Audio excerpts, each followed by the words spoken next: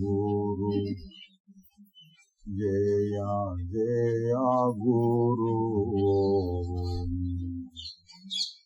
Om Guru, Jaya Guru, Jaya Jaya Guru.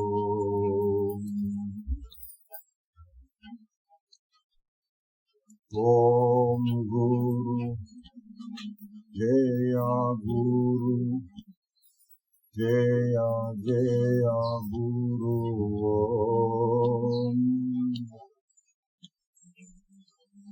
Om Guru, Jaya Guru, Jaya Jaya Guru.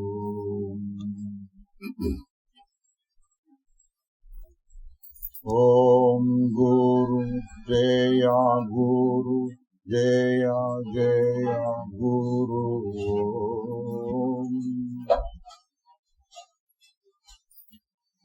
Om Guru, Jaya Guru, Jaya Jaya Guru.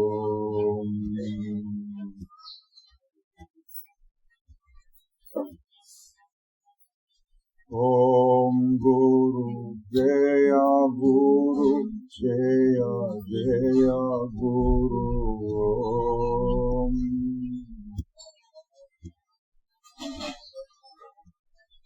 Om Guru, Jaya Guru, Jaya Jaya Guru.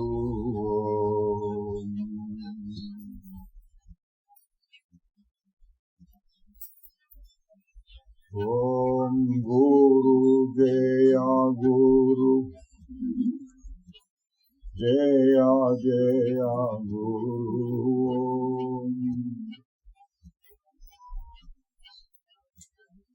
Om Guru, Jaya Guru, Jaya Jaya Guru.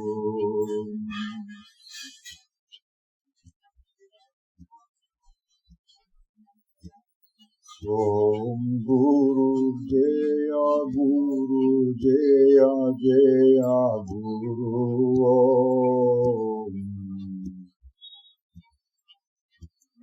Om Guru, Jaya Guru, Jaya Jaya Guru.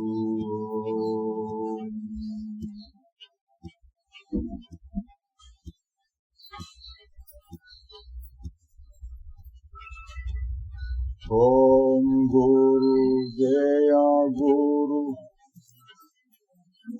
Jaya Jaya Guru.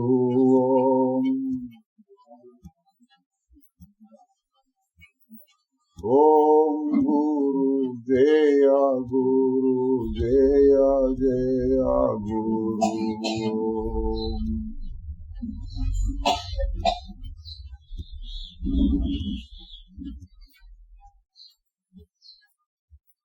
Om Guru, Jaya Guru,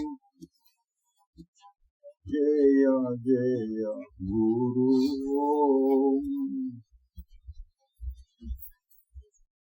Om Guru, Jaya Guru, Jaya Jaya Guru.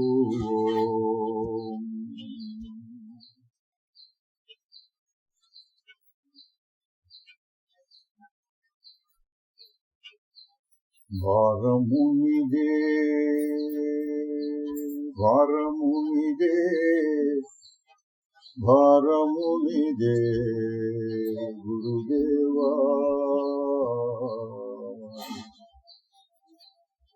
Varamuleni samsara varidhi karana jaise Varamuni Varamuleni samsara varidhi karana jaise Varamuni Varamuni.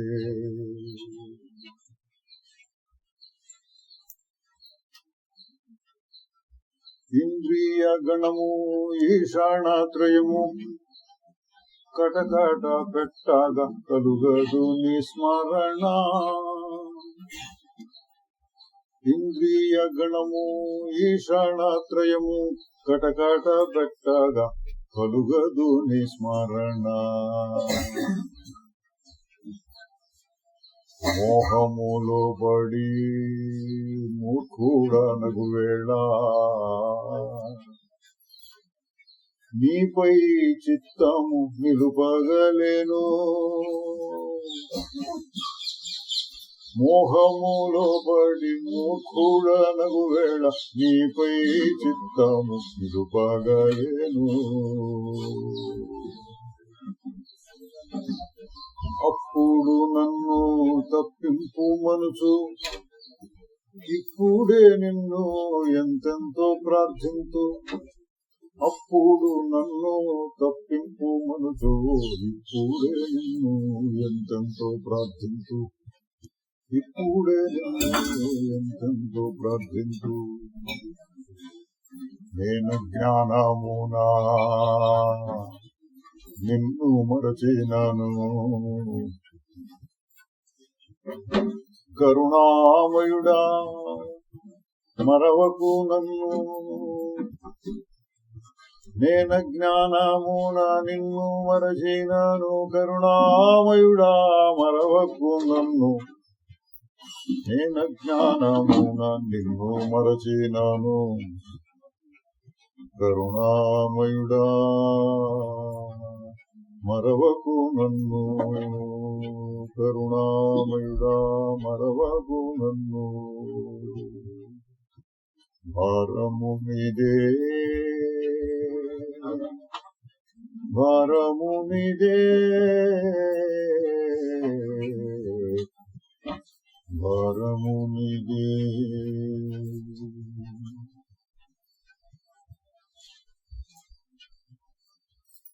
అతి చంచలమగు అంతఃకరణము ఆత్మధ్యానము అమరనీయదు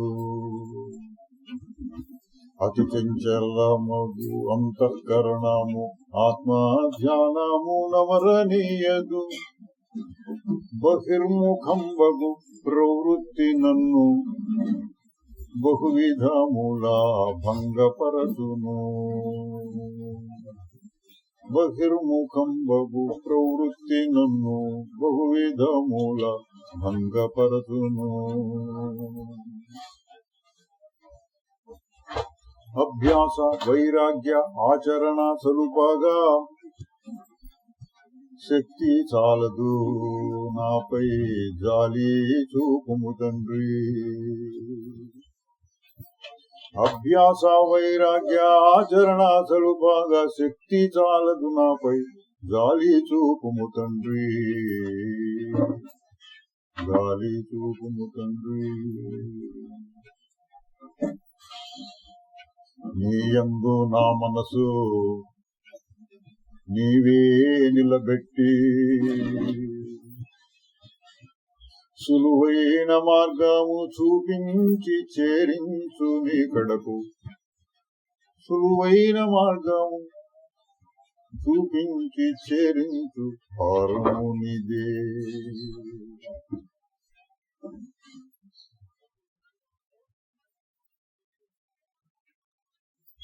సులువైన మార్గము చూపించి చేరించు భారము నీదే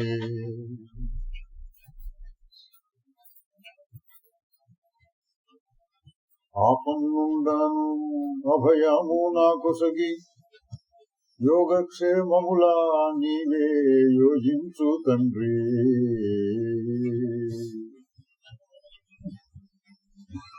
ఆపన్నుండను అభయము నాకొసగి యోగక్షేమములా నీవే యోజించు తండ్రి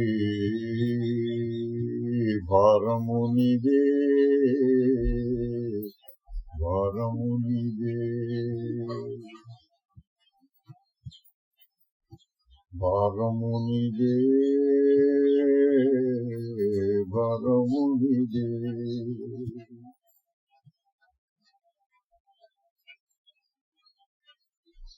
భారమునిదే భారమునిదే భారమునిదే గురుదేవా.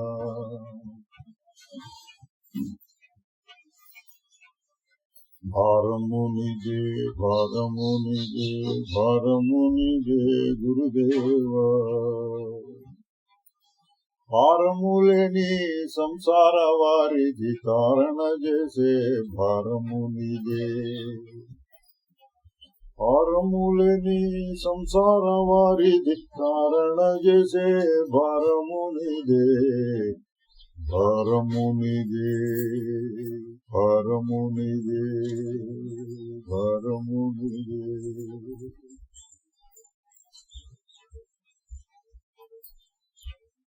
ఓం గురు జయ గురు జయ జయ గురు.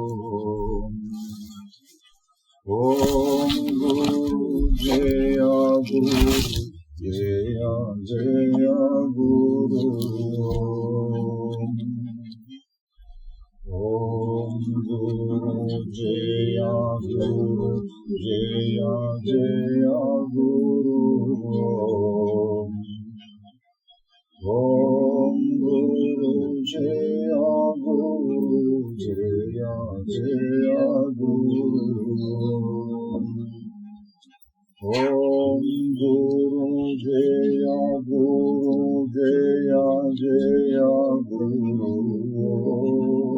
ఓం గురు జయ గురు జయ జయ గురు. ఓం గురు జయ గురు జయ జయ గురు. ఓం గురు జయ గురు జయ జయ గురు. ఓం గురు జయ గురు జయ జయ గురు. ఓం గురు జయ గురు జయ జయ గురు.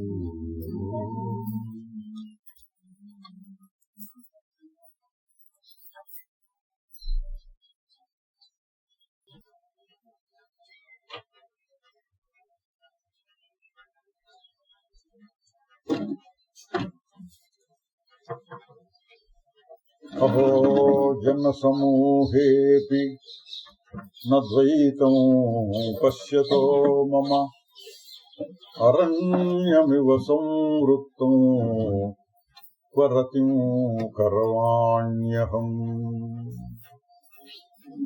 జనక మహారాజు తన అనుభవాన్ని వెల్లడిస్తున్నాడు, వర్ణిస్తున్నాడు. నిన్న కూడా కొంత చూశాం. అష్టావక్రుడు చెప్పిన జ్ఞానం ఆయనకి వంట పట్టింది. తన స్థితిని తెలియజేస్తున్నాడు. ఎందుకు అంటే,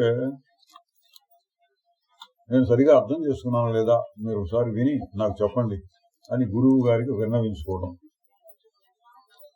ఇంకోటి ఏంటంటే,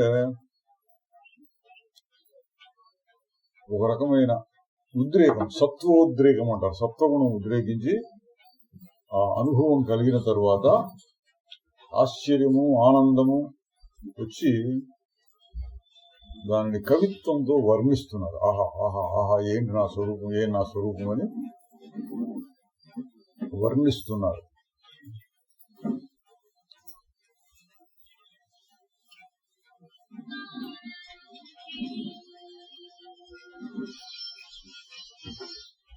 ఏంటి వర్ణిస్తారు, ఎట్లా వర్ణిస్తారు ఆత్మస్వరూపాన్ని చెప్పడానికి వీల్లేదు. అది ఎట్లా ఉంటుంది అంటే, మనకి బాగా అర్థం కావడం కోసం గాఢ నిద్రలో ఎట్లా ఉంటుందో అట్లా ఉంటుంది అని చెప్తూ ఉంటాం. గాఢ నిద్రలో ఎట్లా ఉంటావు నువ్వు అని ప్రశ్న వేస్తే దాన్ని గుర్తు తెచ్చుకుంటే అంతే. దాని గురించి ఏమీ చెప్పలేక మనసు ఆగిపోయింది. చాలు, జనక మహారాజుకు సంబంధించిన అంత చాలు, మనకైనా అంత చాలు అట్లా ఉండటం. కానీ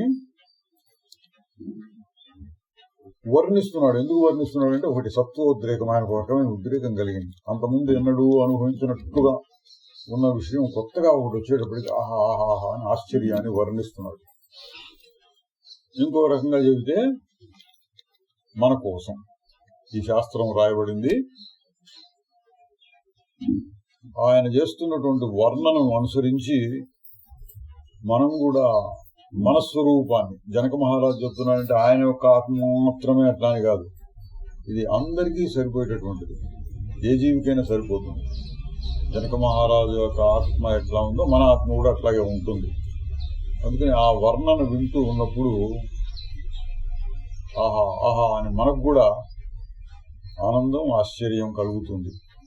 అది కవిత్వం అంటే. అది ఒక కవి గారికి మనస్సులో కొన్ని భావాలు మెదిలితే అవతల వాళ్ళకి ఎట్టదాన్ని తెలియజేయటం అని రకరకాలుగా వర్ణిస్తారు. అది కవిత్వం అంటే. చెప్పడానికి వీల్లేనటువంటి విషయాలను కూడా రకరకాలుగా చెప్పి మన చేత ఆహా ఆహా అనిపిస్తే అది కవిత్వం అవుతుంది. అటువంటి ప్రక్రియతో ఆయన మొదలు పెడుతున్నాడండి. అహో జన సమూహేపి, అహో నిన్న కూడా చూసాం అహోహో అని. ఈ అధ్యాయంలో చాలా సార్లు వస్తుంది అహో అహో అహో అని. అహోహం నమో మహ్యం అన్నాడు. ఆహా ఏమి నేను, నాకే నమస్కారము అనుకున్నాను నేను. నిన్న వచ్చిందన్నమాట. ఇక్కడ ఇంకో రకంగా వర్ణన, ఇంకో రకంగా ఇక్కడ ఏం చెప్తున్నారు, జన సమూహమునందు కూడా. అంటే ఆయన దర్బార్లో కూర్చున్నాడు అనుకోండి, రాజుగారు రాజు దర్బార్లో కూర్చొని అందరూ కనపడతారు. లేదా అట్లా బాల్కనీ లాంటి దాని మీద ఎక్కి చూస్తే ఊళ్ళో జనం అంతా కనపడుతుంటారు. ఆయన ఏమంటున్నాడు, అహో జన సమూహేపి, ఈ జన సమూహం, ఇంతమంది జనం ఇక్కడ గుమిగూడు ఉన్నప్పటికీ నాకు ఎట్లా ఉంది, అరణ్యమివ సంవృత్తం, అడవిలో ఉన్నట్టుగానే ఉన్నది. అంటే ఎవరు లేరు, ఇంకా ఏకాంతం, నేను ఒక్కనే ఉన్నట్లు అనిపిస్తోంది. అడవి ఏమిటి, కూర్చోవడం ఏమిటి, జనసమూహం అంటే కవిత్వం ఉన్నాను కదా, రకరకాలుగా చెప్పడం అంటే. ఇక్కడ ఏ రకంగా చెప్తున్నాడు, ఇంతమంది జనం మధ్యలో ఉన్నా కూడా నాకు అడవిలో ఉన్నట్టుగానే ఉన్నది అన్నాడు. చూడండి ఆయన యొక్క అనుభవం ఏమై ఉంటుంది, దాన్ని ఎట్లా వర్ణిస్తున్నాడు. అహో జన సమూహేపి నద్వైతం పశ్యతో మమ. ఎందుకట్లా ఉన్నామంటే ద్వైతము నాకు కనపడటం లేదు, అందువలన అడవిలో ఉన్నట్టుంది. ద్వైతం అంటే ఏంటి, అంటే రెండు అండి, రెండుగా, నాకంటే వేరుగా రెండోది కనపడటలా అంటున్నాడు. ఏం కనపడుతోంది, అని ఏం కనపడలేదు, దాని కంటికి కనపడేది కాదు, అది కొన్ని అనిపిస్తుంది. ఏమనిపిస్తోంది అంటే ఏదో ఒకటి అనిపిస్తోంది. గాఢ నిద్రలో ఉన్న స్వరూపం ఉందనుకోండి, గాఢ నిద్రలో ఉన్నవాడు మాట్లాడలేడు, మనం అడగలేము, వాళ్ళు మాట్లాడలేరు. ఒకవేళ మనం అడగగలిగి వాళ్ళకి అర్థమయ్యి మాటలు చెప్పటం వస్తే ఎట్లా ఉంది నీకు ఇప్పుడు అన్నాం అనుకోండి, వాళ్ళు మాట్లాడగలిగితే ఏమని చెప్పాలి, ఇట్లా చెప్తాడు, ద్వైతం కనపడలేదు అంటాడు నిద్రలో ఉన్నవాడు, ఒకవేళ మాట్లాడగలిగితే. అది ఆ స్థితిని వర్ణిస్తున్నాడు. అంటే అంతా ఒకటిగా కనిపిస్తుంది. అంతా ఒకటిగా ఎందుకు కనిపిస్తుంది, ఎట్లా కనిపిస్తుంది, ఎన్నిగా కనిపిస్తుంటే అంటే కంటికి ఎన్నో కనిపిస్తుంటాయి, కంటి దృష్టి లేదా రకరకాలు కనపడతాయి కంటికి. అది అలవాటు, అట్లా సృష్టింపబడింది, ప్రకృతిలో అట్లా వచ్చింది. కన్ను ఏది ఉంటే దాన్ని చూపిస్తుంది. ఫోటో కెమెరా తీసుకుంటే ఏది ఉంటే దాన్ని ఫోటో తీస్తుంది. అట్లా కన్ను కూడా ఏది ఉంటే దాన్ని ఫోటోలాగా తీసి చూపిస్తూ ఉంటుంది. అయితే దాన్ని అర్థం చేసుకోవడానికి ఏం కావాలి, ఫోటోలను అర్థం చేసుకోవడానికి. అట్లా కన్ను తీసిన ఆ ఫోటోను అర్థం చేసుకోవడానికి ఏం కావాలి, లోపల విశ్లేషణ, విశ్లేషణ అంటాడు చేసి, ఓహో ఇదా, ఈ పిక్చరా, ఈ బొమ్మ ఇదా, ఫలానా రోజున మనం అందరం కలిసి తీసుకున్నాం కదా, ఇట్లా ఏదో వస్తుంది లోపల ఆలోచన. గుర్తుంచడం, ఆహా ఇది కదా అంటాం. ఫోటో బాగుంది బాగాలేదు అంటాం. ఇటువంటి మాటలు అన్నీ వస్తూ ఉంటాయి. మళ్ళీ తర్వాత అదేంటి ఫోటోని, ఇది ఫోటో గుర్తించి ఫలానా రోజున ఫలానా వాళ్ళతో తీసుకున్నాం, ఇది ఇట్లా అంటాం. ఇదంతా ఎక్కడ జరుగుతుంది అంటే లోపల జరుగుతుంది. లోపల అంటే శరీరం దృష్టితో చెప్తే అది లోపల ఉన్నట్టు, నిజంగా లోపల అని కూడా అంటానికి లేదు, ఏదో జరుగుతోంది. దాన్ని మనందరం మనస్సు అంటాం. లోపల మనస్సులో ఏవో చలనాలు వచ్చి దాన్ని గుర్తించడము, మంచి చెడు అంటాము. సరే ఏం చేద్దాం అంటాం. ఇటువంటివన్నీ జరుగుతూ ఉంటాయి. కన్ను యొక్క పాత్ర అంతా చూడటానికి, అబ్బో కన్ను ఇంత కనపడుతుంది అంటాం మనం. కన్ను యొక్క పాత్ర చాలా తక్కువ, ఫోటో తీయటం వరకే. తర్వాత మనసు చాలా పనిచేస్తుంది. అయితే ఒక క్షణంలో అయిపోతుంది కాబట్టి మనం దాన్ని పట్టుకోలేం. కన్ను ఇట్లా చేసింది, మనసు లోపల ఇట్లా అంటోంది, ఈ మాటని మనం అనుకోం. ఇప్పుడు ఏదో వచ్చేసింది, ఒక అనుభవం వచ్చింది అంటాం. ఇప్పుడు మరి జనక మహారాజు గారి యొక్క అనుభవం ఎట్లా ఉంటుంది మనం ఊహించుకోవాలి. ఆయన చెప్పిన మాటను బట్టి మనం దానిని మననం చేసి ఊహించుకొని బహుశా ఇట్లా ఉంటాడేమో అంటూ ఉంటే మనకు కూడా అటువంటి స్థితి కలుగుతుంది. ఆ స్థితిని గురించి మనం ఆలోచించాలి. మనం ఇప్పుడు ఆ పని చేస్తున్నాం. జనక మహారాజు ఏం చేశాడు, మనకు ఫోటో లాంటివి చూపించాడు అనుకోండి. ఆ ఫోటోని మనం ఆలోచించాలి, ఏంటిది అని. ఏం ఫోటో చూపించాడు?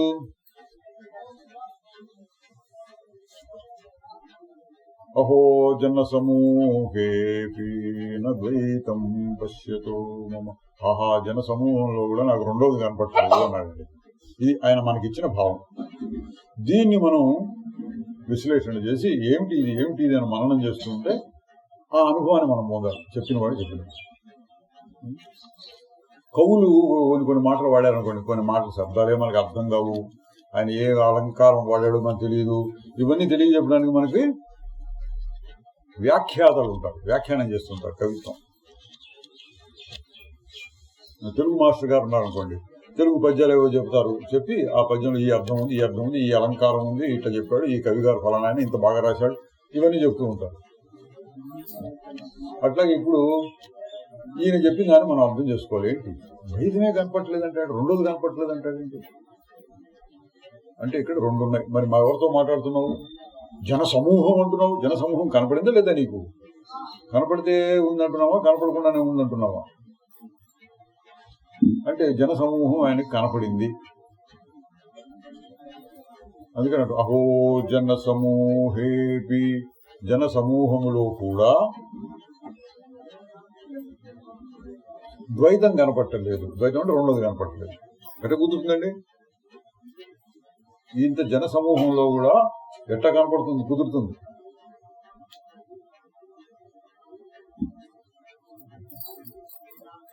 అక్కడ కూర్చోండి, మైకు స్పీకర్ పెట్టారు వెనకాల మైకు, దాని దగ్గర వేసుకోండి నా మాటల కంటే. ఈ కిటికీ దగ్గర వేసుకోండి, ఆ కిటికీ దగ్గర స్పీకర్ అనుకోండి.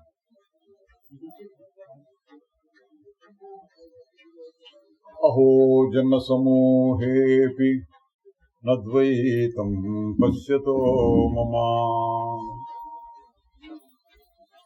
అహో జన సమూహేపి, ఈ జన సమూహమునందు కూడా నాకు ద్వైతము కనపడటం లేదు. అంటే మనం ఎట్లా అర్థం చేసుకోవాలండి?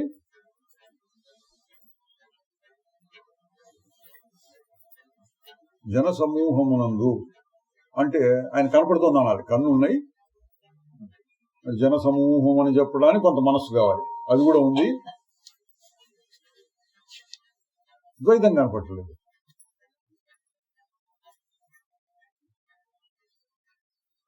ఎట్లా?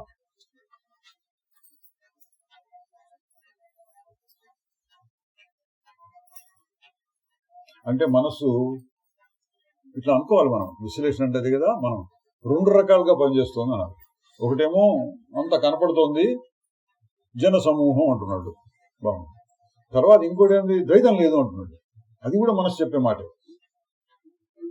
మనస్సే అంటోంది ద్వైతం లేదు.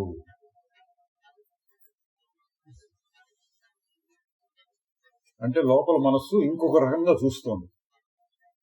ఇంకొక రకంగా చూడటం అంటే ఏంటి? దృష్టిలో మార్పు ఉంటాం మనం. ఇట్లా కాకుండా ఇంకొక రకంగా చూడటం.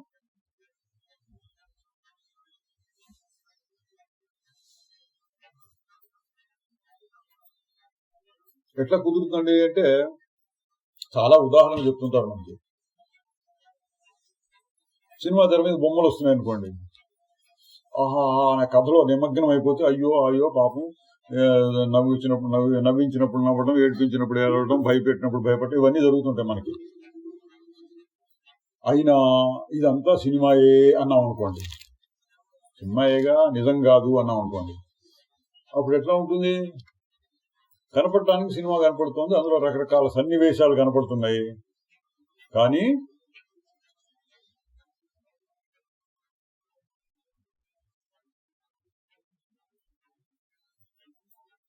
సినిమాయే అనేటప్పటికీ అదంతా మాయ, స్వప్నం. అంటే గారిడీ వాడున్నారు, గారిడీ చేస్తున్నాడు అనుకోండి. గారిడీ అంటే ఇంద్రజాలం చేస్తున్నాడు, రకరకాలు, ఉన్నది లేనట్టు లేనిది ఉన్నట్టు రకరకాలుగా చూపిస్తున్నాడు. మనం చూపించినప్పుడు అరే అరే అంటాం, కానీ వెంటనే ఆహా బలి చేసాడే అంటామే, కానీ అది నిజము అని నమ్మమ్మ. ఇట్లా డబ్బా పెడతాడు, డబ్బా మీద చూపిస్తాడు, ఇట్లా చూస్తే ఏం డబ్బాలో లేదు. మళ్ళీ డబ్బా మీద ఇట్లా మూత పెడతాడు, ఇట్లా తీస్తాడు, ఇట్లా అనగానే అందులో నుంచి డబ్బులు పడుతున్నాయి. బలి చేసాడు అనుకుంటాం, ఆ డబ్బులు బాగా పడుతున్నాయి, మనకు కూడా కాసిన ఇస్తాడా, అట్లా భ్రమపడం. ఇంత మాయ. అంటే కనపడటానికి ఒక రకంగా ఉన్నా మనస్సులో ఇంకొక రకంగా ఉండొచ్చు. ఎట్లా రెండు ఉంటాయి. ఒక రకంగానేమో ఆ ఇంద్రజాలుడు చూపించేటటువంటి రకరకాల విశేషాలు, వింతలు కనపడుతూ ఉంటాయి. ఇంకొక రకంగానేమో ఈ గారిడీయే కదా, సినిమా కనపడుతూ ఉంటుంది, ఇది సినిమాయే కదా అని కూడా అనిపిస్తూ ఉంటుంది. అక్కడ రెండు దృష్టిలు ఉన్నాయండి. ఒకటేమో సామాన్య దృష్టి, అందరికి నలుగురికి ఉండేటట్టు. ఇంకోటేమో జ్ఞాన దృష్టి. ఇక్కడ జనక మహారాజు సామాన్య దృష్టితో చెప్పినప్పుడు అందరికీ నాకు కనపడ్డట్టే, ఆయన కూడా జన సమూహము, ఏదో నేను సింహాసనం మీద కూర్చొని ఉన్నాను, వీళ్ళందరూ నా దర్బార్లో ఉన్నారు, ఇటేవో కనిపించి ఉండొచ్చు. జ్ఞాన దృష్టికి ఎట్లా కనపడుతుంది? ఇదంతా ఇంద్రజాలం వంటిది, ఏముంది ఇక్కడ, అదేంటి ఇంతమంది ఎట్లా వచ్చారు, మరి ఇన్ని పదార్థాలు ఎక్కడి నుంచి వచ్చినాయి? మనుషులే కాదు, ఎన్నో పదార్థాలు కూడా ఉంటాయి, వస్తువులు అక్కడ, అవన్నీ ఎక్కడి నుంచి వచ్చినాయి?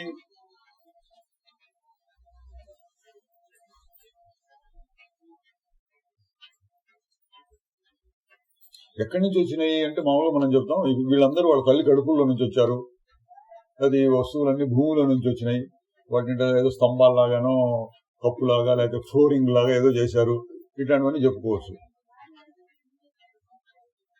ఇంకా లోతుగా ఆలోచిస్తే అవి ఎక్కడి నుంచి వచ్చినాయి అటు ఆలోచించుకుంటూ పోతే చివరికి వచ్చేప్పుడు ఏమో అంటాం.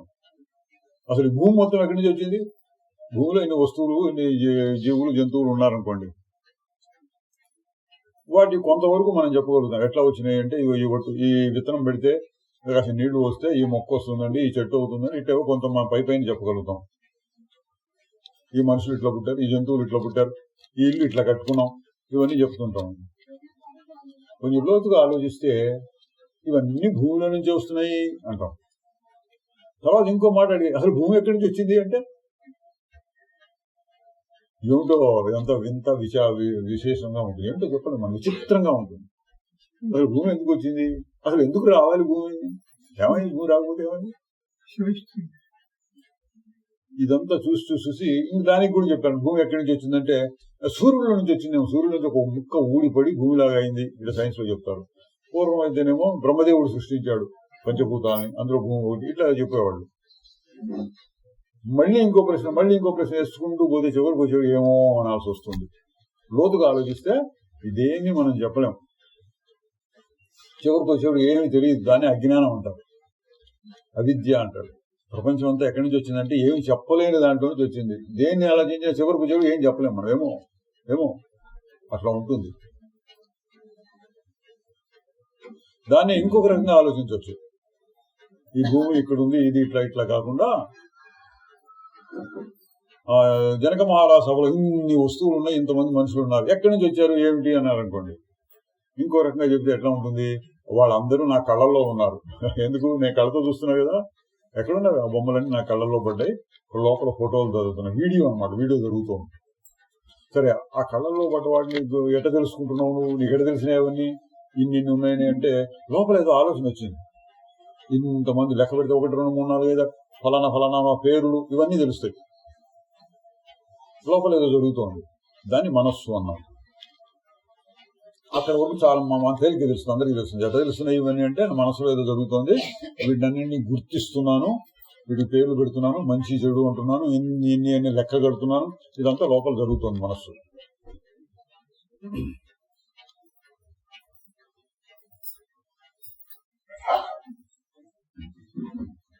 ఇప్పుడు మరొక ప్రశ్న ఏంటంటే, ఒక లోతుగా చూడటం ఉన్నాం కదా, ఇంకొంచెం లోతుగా చూడండి. కొంచెం లోతుగా చూస్తే ఏమొస్తుంది,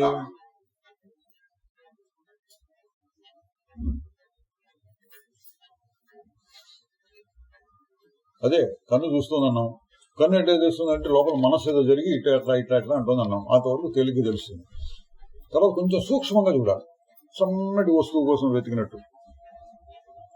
మనస్సులో ఇంత పని జరుగుతోంది, దీనికి పేరు పెట్టాం, ఫలానా ఫలానా గుర్తిస్తున్నాం, ఇదంతా ఎక్కడ జరుగుతోంది అంటే మనస్సులో.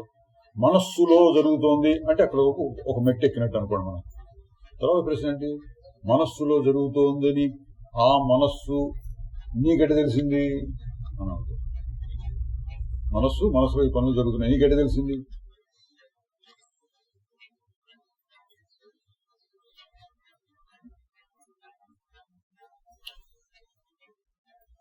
అంటే ఏదో ఒక శక్తి ఉందండి లోపల, మనస్సును కూడా తెలుసుకునేటటువంటి శక్తి ఒకటి ఉంది.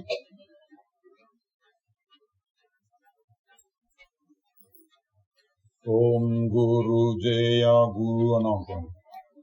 శబ్దాలు వచ్చినాయి, శబ్దాలు నోటి ద్వారా వచ్చినాయి, చెవుల ద్వారా విన్నాం, అది శబ్దం అన్నాం. అంటే ఊరికి విని ఏమి పట్టించుకోలేదు. ఓం గురు జయ గురు జయ జయ గురు, ఓం గురు జయ గురు జయ అంటే మనసు పెద్దగా పనిచేయటల్లా, ఊరికి శబ్దాలు వస్తున్నాయి, అవి వింటున్నాం అంతే. అలాగే కొంచెం అర్థం చేసుకుందాం అనుకుని, ఓం అంటే ఏంటంటే అసలు ఓం అన్నమాట, ఊరికి ఓం ఓం అంటుంటారు ఎప్పుడు పడితే అప్పుడు. ఏంటి ఓంకి అర్థం అన్నారు అనుకోండి, ఓంకారం యొక్క మహిమ ఏమని చెప్పేది నీకు అని మొదలు పెట్టారు అనుకోండి, లేదా ఉపన్యాసం చెప్పచ్చు. మనకి మనమే చెప్పుకున్నాం అనుకో, ఓంకారం అంటే ఇది అర్థము, గురువు అంటే ఇది అర్థము, గురువుకు నమస్కారం అంటే ఇది, అది ఏం చేస్తాం ఇట్లా ఆలోచించాం అనుకోండి. నా మనసులో ఇన్ని ఆలోచనలు వస్తున్నాయి అని మీకు తెలుస్తుంది అప్పుడు. అట్లా 1 నిమిషం సేపు ఆలోచించినాక, ఇంతసేపు దీని గురించి ఆలోచిస్తున్నారు కదా, ఆలోచిస్తున్నారు లేదా, ఆలోచిస్తున్నాము అంటారు. అది మనస్సు.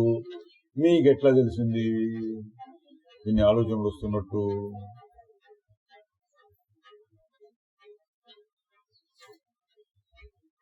ఇది సూక్ష్మంగా చూడాల్సిన విషయం అండి. ఇక్కడ మనస్సు రకరకాలుగా పనిచేస్తుంది, అందరికీ తెలుస్తుంది.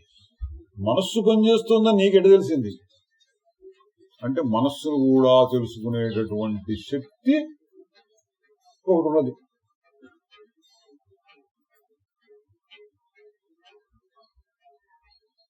మనసును కూడా తెలుసుకుంటుంది.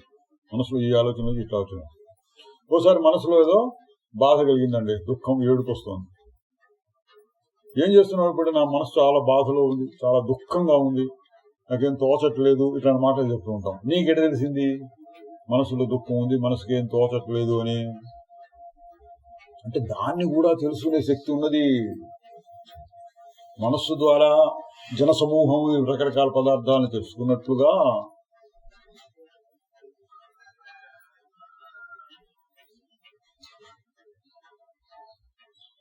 మనస్సు ఇట్లా పనిచేస్తోంది కదా, మనస్సు ద్వారా ఇవన్నీ గుర్తించడం అవి జరుగుతున్నాయి కదా, తెలుస్తోంది కదా అన్న విషయాన్ని తెలుసుకునేటువంటి శక్తి కూడా ఒకటి ఉన్నది.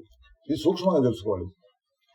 దాన్ని ఏమన్నా తెలివి అన్నామండి. ఇప్పుడు తెలివి అని పేరు పెడదాం వస్తాం. తెలివి, ఒక తెలివి ఉంది. ఏం తెలియజేస్తుందో తెలివి, మనసులో ఏమొచ్చినా సరే దాన్ని గుర్తించి మనసు ఇట్లా పనిచేస్తుంది, ఈ జ్ఞానం కలిగింది. ఎదురుకుండా చూడంగానే ఫ్యాన్ కనపడి తిరుగుతుంది అనుకోండి, ఫ్యాన్ ఇటు తిరుగుతుంది, దానికి ఎన్ని 3 రెక్కలు ఉన్నట్టుగా తిరుగుతున్నప్పుడు చాలా ఉన్నట్టు అనిపిస్తుంది, తలతలలాడుతున్నట్టు అనిపిస్తుంది. ఇది ఫ్యాన్ అనే జ్ఞానం నాకు కలిగింది, ఫ్యాన్ జ్ఞానం నాకు కలిగింది. నేను అనుకున్న ఫ్యాన్ జ్ఞానం నాకు ఎట్టగలిగింది అంటే మనస్సు ఆ తిరుగుతున్న దాన్ని గుర్తించి ఇట్ట మనసులో కూడా ఒక చలనం అండి. బొమ్మలు వీడియో అంటే లోపల వీడియో తిరుగుతుంది అనమాట. తిరిగి ఇది ఫ్యాను ఇట్లా తిరుగుతుంది అని జ్ఞానం వచ్చింది. తర్వాత ఒక ప్రశ్న వేసుకున్నాం, మనస్సు దీన్ని ఇట్లా గుర్తించి ఇది ఫ్యాను అని పేరు పెట్టి మంచి చెడు అంటుంది ఎట్లా తెలిసింది అన్న. ఎట్లా తెలిసింది? లోపల ఒక తెలివి ఉంది. సరే ఏం జ్ఞానం కలిగింది అంటే ఫ్యాను జ్ఞానం కలిగింది అన్నాం. దానికి ఏం పేరు? ఫ్యాను తెలివి అన్నాం. ఫ్యాను జ్ఞానం లేదా ఫ్యాను తెలివి. ఇక్కడ కొంచెం పలకైపోయినా అక్కడ కిటికీ కనిపించింది. కిటికీ కనిపించడానికి ఇదే మళ్ళీ కళ్ళు కావాలి, లోపల మనస్సు కావాలి, ఇది కిటికీ అని పేరు పెట్టాలి. ఇంత ముందు చూసాం కదా, దీన్ని కిటికీ అంటారు. ఇది కూడా తెలిసింది. దీని ఏమన్నా కిటికీ జ్ఞానము లేదా కిటికీ తెలివి లేదా కిటికీ అనుభవం ఏదో ఒక పేరు పెట్టండి. కిటికీ అనుభవం కలిగింది. అట్లా ఎన్నైనా చూడదు. ఇంతమంది మనుషులు ఎంతమంది ఉన్నారు? 1, 2, 3, 4, 5, 6, 7 ఇట్లా లెక్క పెట్టాను. ఇంతమంది మనుషులు ఇక్కడ ఉన్నారు. ఇంతమంది అనేటువంటి అనుభవం ఎక్కడ కలిగింది? లోపలే కలిగింది. ఎవరు లెక్క పెట్టారు? మనస్సు లెక్క పెట్టింది.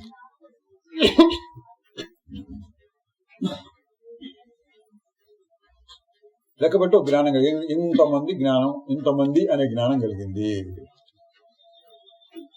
ఇక్కడ జాగ్రత్తగా గమనించి సూక్ష్మంగా చూడాలి. లోపల ఫ్యాను జ్ఞానము కలిగింది.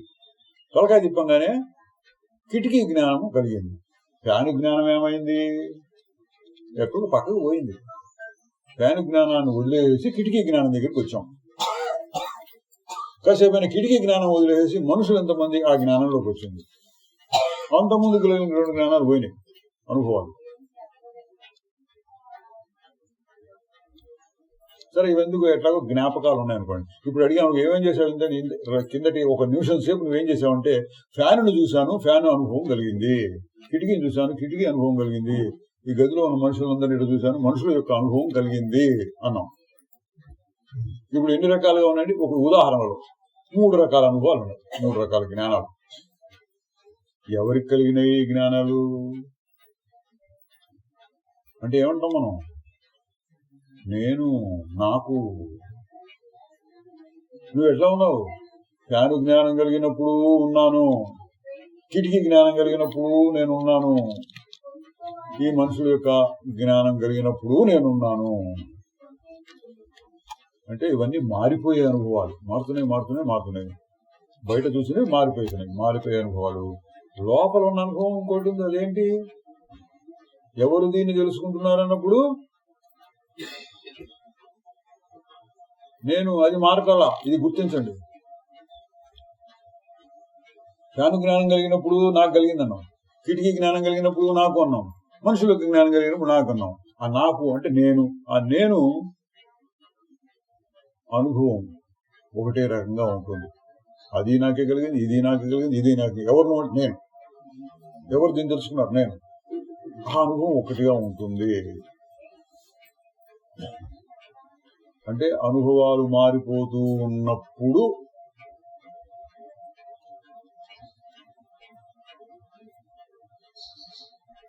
మారకుండా ఉండేటటువంటిది అసలైన అనుభవం ఉందామండి.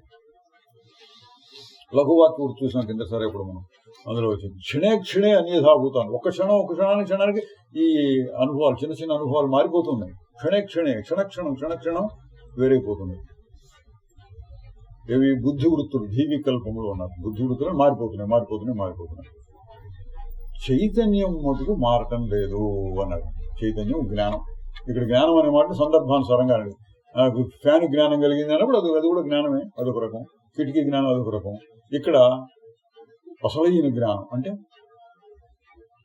ఎటువంటి చిన్న జ్ఞానాలైనా తెలుసుకునే శక్తి కలిగినటువంటి జ్ఞానం.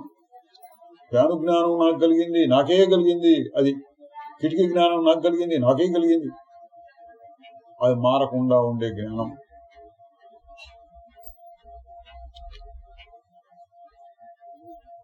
ఆ మారని జ్ఞానం ఎట్లా ఉంటుంది? ఏదో అదొక రకంగా ఉంటుందండి. అదొక రకంగా ఉంటుందన్న అని పట్టుకోవాలి. ఎట్లా ఉండదు? సూక్ష్మంగా చూడటం అంటే అది. గొప్ప ప్రతి దాంట్లోనూ లాభ నష్టాలు ఉంటాయి అనుకోండి. ఈ విద్యలో, జ్ఞాన విద్యలో, ఆత్మ విద్యలో ఉండే కష్టం ఏంటంటే ఇది కొంచెం కష్టం ఉంటుంది. సూక్ష్మంగా చూడటమే కొంచెం కష్టం. సూక్ష్మంగా చూడగలిగారను ఎంత తేలిక. ఇక్కడే ఉంది, ఎక్కడికి వెళ్ళక్కర్లా. ఇక్కడేనండి 4 అడుగులు వేస్తే గూడు వస్తుంది అన్నారు అనుకోండి, ఆ 4 అడుగులు కూడా వేయక్కర్లా, మనలోనే ఉంది. గుడిలో లింగం అన్ని ఇక్కడే ఉన్నాయి. అంత తేలిక అర్థం చేసుకుంది. కష్టం ఏంటంటే సూక్ష్మంగా చూడాలి. ఏం సూక్ష్మం? ప్రశ్న వేసుకోవడమే. విచారణ అంటాం. విచారణ అంటే ఎంక్వైరీ. ఫలానా వాడు ఇల్లు ఎక్కడ, ఫలానా మనిషి ఎట్లా ఉంటాడు అని విచారణ చేసినట్టు ఇన్ని జ్ఞానాలు వస్తున్నాయి. అంతవరకు నాకు బాగా అర్థమైందండి. ఈ జ్ఞానాలన్నీ తెలుసుకునేది ఎవరు? నేను. అది కూడా అర్థమైందండి. ఆ నేను ఎట్లా ఉంటుంది? నేను ఎట్లా ఉంటుంది అనగానే ఏం చేయాలి?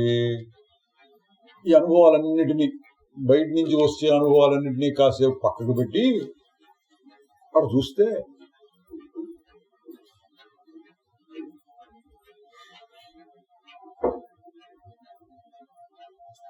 ఏది ఉంటుందో అది పక్కకు పెట్టండి. ఫ్యాన్ జ్ఞానం అన్నాను.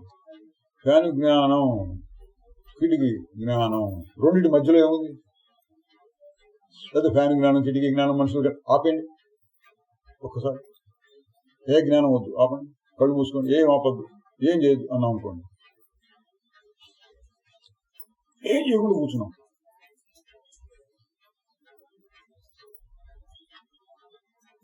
ఏముంటుందండి? అనుభవం ఉంటుందా ఉండదా?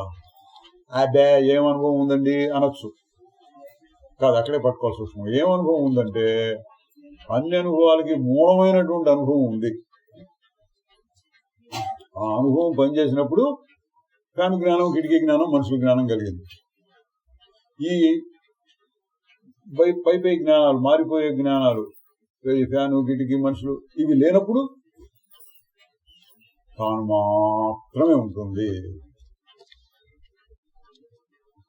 ఈ తేలిక అర్థం కావడం కోసం ఇంకొక రకంగా చెప్పుకోవచ్చు. తేలిక అందరికీ అర్థమయ్యేటట్టు ఏంటంటే, గాఢ నిద్రలో ఎట్లా ఉంటావు నువ్వు? మంచి నిద్ర పట్టింది. నిద్ర పట్టక ముందు రకరకాల అనుభవాలు, ఏవో ఆలోచనలు వస్తున్నాయి, ఏవో వస్తున్నాయి. నిద్ర పట్టినా కూడా కళ వచ్చింది అనుకోండి, కళలో ఏవో ఆలోచనలు వస్తున్నాయి.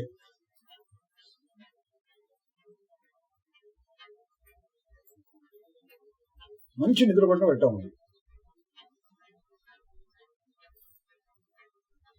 అక్కడ తెలివి ఉన్నదా లేదా అంటే, తెలివేం లేదండి జ్ఞానంలో అనుకుంటాం. సాధారణంగా చెప్పాను. మాకు సామాన్య దృష్టితో చెప్తే నిద్రలో ఏముంటుంది? నిద్రలో ఏం తెలివి లేదు. తెలివి లేక పడున్నాడు, జడంగా పడున్నాడు, రాయిలాగా పడున్నాడు, ముద్దులాగా పడున్నాడు, ఇట్లాంటి మాటలు చెప్తాం. కానీ అక్కడ కూడా ఒక తెలివి ఉంది. ఏం తెలివి ఉంది? అప్పుడు ఏం చెప్పలేకపోయిన తర్వాత మంచి నిద్ర పట్టింది అంటున్నాడుగా. ఎడ తెలిసింది? తెలుసుకుంది. ఏం తెలిసిందో తెలియలేదా? సో తెలివి లేదనుకోండి, తెలివి లేకపోతే ఏం నాకు తెలియదు, ఏమైంది, నేను ఇప్పుడే ఉన్నాను, ఇక్కడే ఉన్నాను, గంట సేపు నిద్రపోయిన తర్వాత ఏమైంది, ఏం కాలేదుగా అంటారు. గడియారం వైపు చూస్తే గంట కదిలింది, ఏమైంది, గంట సేపు ఏమైంది, ఏం కాలేదే అన్నట్టుగా ఉండాలి. అట్లా కాదు, మంచి నిద్ర పట్టింది అంటాడు. అంటే నిద్ర యొక్క అనుభవం కూడా ఉన్నది అక్కడ. ఎట్లా ఉంటుంది అనుభవం? ఎట్లా ఉంటుంది అంటే చెప్పలేమండి, దాన్ని కూడా కష్టం.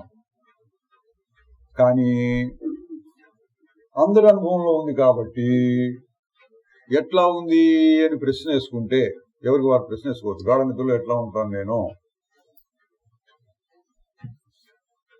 అంటే తగ్గుతుంది, అనుభవం తగ్గుతుంది, గుర్తు తెచ్చుకోవచ్చు. దీనికి ఏం పేరు పెడదాం? నిద్ర అనుభవం అన్నాం. నిద్ర అనుభవంలో ఇతర అనుభవాలు ఏం లేవు కదా, అందుకని ఇంకొక రకంగా పేరు పెడదాం, మనకు బాగా అర్థమయ్యేటట్టు. ఉత్త అనుభవం అన్నాం. కేవల అనుభవం, తెలుగులో చెప్పుకుంటే ఉత్త అనుభవం.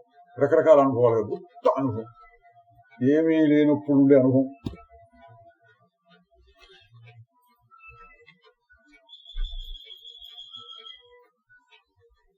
ఇప్పుడు ఇంకో పేరు పెడదాం మనకి, ఉత్త అనుభవానికి. ఏం పేరు పెడదాం? మనం పెట్టుకోవడమే ఇష్టం. ఏం పెట్టండి, ఏం పెడతారు? నేను అన్నాం. ఎందుకు మనకు అవసరం అది. ఉత్త అనుభవం నేను. ఎందుకు? నిద్రలేచిన ఏమంటాడు? నేను నిద్రపోయాను అంటాడుగా. నిద్రలో కూడా నేనున్నాను అంటాడుగా. ఫ్యాన్ అనుభవం కలిగినప్పుడు నేనున్నాను, కిటికీ అనుభవం కలిగినప్పుడు నేనున్నాను, మనుషులు అనుభవం కలిగినప్పుడు నేనున్నాను, నిద్రపోయినప్పుడు ఏమీ లేనప్పుడు కూడా నేనున్నాను. నిద్రపోయినప్పుడేనండి అంటే అక్కర్లా. ఇప్పుడు ఆగి చూడండి, ఒక్క క్షణం ఆగండి, ఒక్క క్షణం. ఏం లేదండి, ఆగిపోయినప్పుడు ఏముంటుంది? ఏం లేదు, శూన్యం. కానీ ఏదో ఒక రకమైన అనుభవం, శూన్యంగా ఉంది కదా అనే అనుభవం. దానికి నిజంగా ఏం పేరు లేదు. ప్రస్తుతం మనం బోధ చెప్పుకోవడం కోసంగా నేను అని పేరు పెడతాం. ఇప్పుడు ఆ నేను ఎట్లా ఉంది చెప్పడానికి వీల్లేదు, కానీ అనుభవంలో ఉన్నది. ఎవరి అనుభవంలో? ప్రతి వారి యొక్క అనుభవం ఉంది. కొద్దిగా ఏం లేదు, మనం ఇప్పుడు ఎంత 10 నిమిషాలు ఆలోచించాం. ఇట్లా 10 నిమిషాల సేపు ఇట్లా ఆలోచన చూస్తే ఎవరికైనా బయటపడుతుంది. ఎట్లా బయటపడిందంటే ఎక్కడి నుంచో వచ్చింది, చాలా కష్టపడి పాక్కుంటూ మన దగ్గరికి వచ్చింది కాదు, మనం పిలవంగానే వచ్చింది, అట్లా కాదు. ముందు నుంచే ఉంది, పుట్టినప్పటి నుంచి ఈ క్షణం వరకు ఉంది, ఈ క్షణం నుంచి చచ్చే వరకు ఉంటుంది, చచ్చిపోయిన తర్వాత కూడా ఉంటుంది. ఎందుకు ఇంతకాలం ఉందా? ఎక్కడికి పోతుంది? మారకుండా ఉండేది అది, చనిపోయిన తర్వాత కూడా ఉంటుంది. అది ఎక్కడుందండి? ఇక్కడే ఉంది. అది అహో అంటుంటాడు ఈయన మధ్య మధ్యలో, అహో అని ఆశ్చర్యాన్ని ప్రకటిస్తుంటాడు జనక మహారాజు. ఏంటి ఆశ్చర్యం అంటే ఇదండి, ఎప్పుడు ఇక్కడే ఉంది, ఇంతకాలం తెలియలేదు ఎందుకు?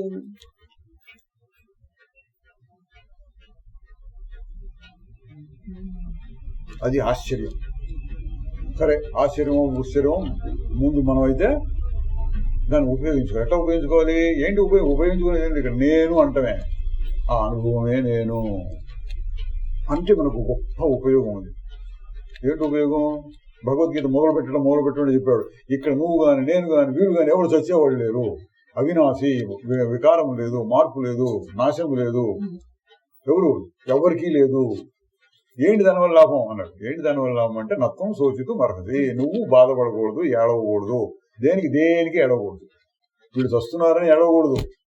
మనుషులైనా కాదు, వస్తువులు పోయినా అంతే, డబ్బు కలుసుకుని పోయినా అంతే, ప్రపంచం అంతా పోయినా అంతే, నేను పోతున్నా అంతే.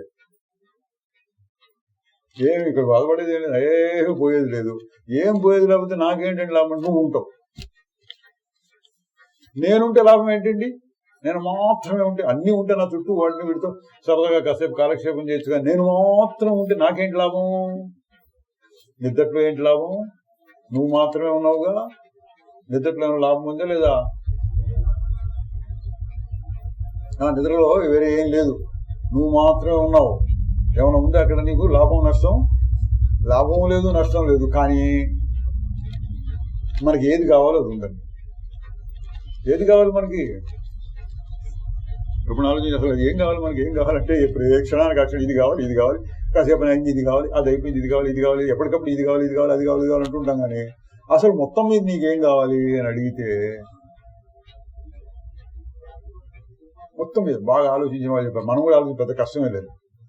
ఏ పని చేసినా అది హాయిగా ఉండాలి, సుఖం రావాలి అని కోరుకుంటాం. పనిలో నుంచి మనకి సుఖం రావాలి అని కోరుకుంటాం. అంతేగా ఎవడేం చేసినా, జంతువులు కానీ, పక్షులు కానీ, పురుగులు కానీ ఆహారం తీసుకుంటున్నాను. ఆహారం తీసుకుని కడుపు నిండితే అమ్మ హాయిగా ఉంది, అది ఆ సుఖం రావాలని కోరుకుంటారు. ఎవరైనా అంతే, ఏ పని చేసినా అంతే. ఇందులో ఇంకొక విశేషం ఉంది చూడండి. ఆకలిస్తుంది, తిన్నాడు, అమ్మ హాయిగా ఉంది. వీడేం తోచట్లేదు, సినిమా చూస్తున్నాడు, టీవీ పెట్టిన సినిమా చూస్తున్నాడు, ఇప్పుడు కాస్త హాయిగా ఉంది.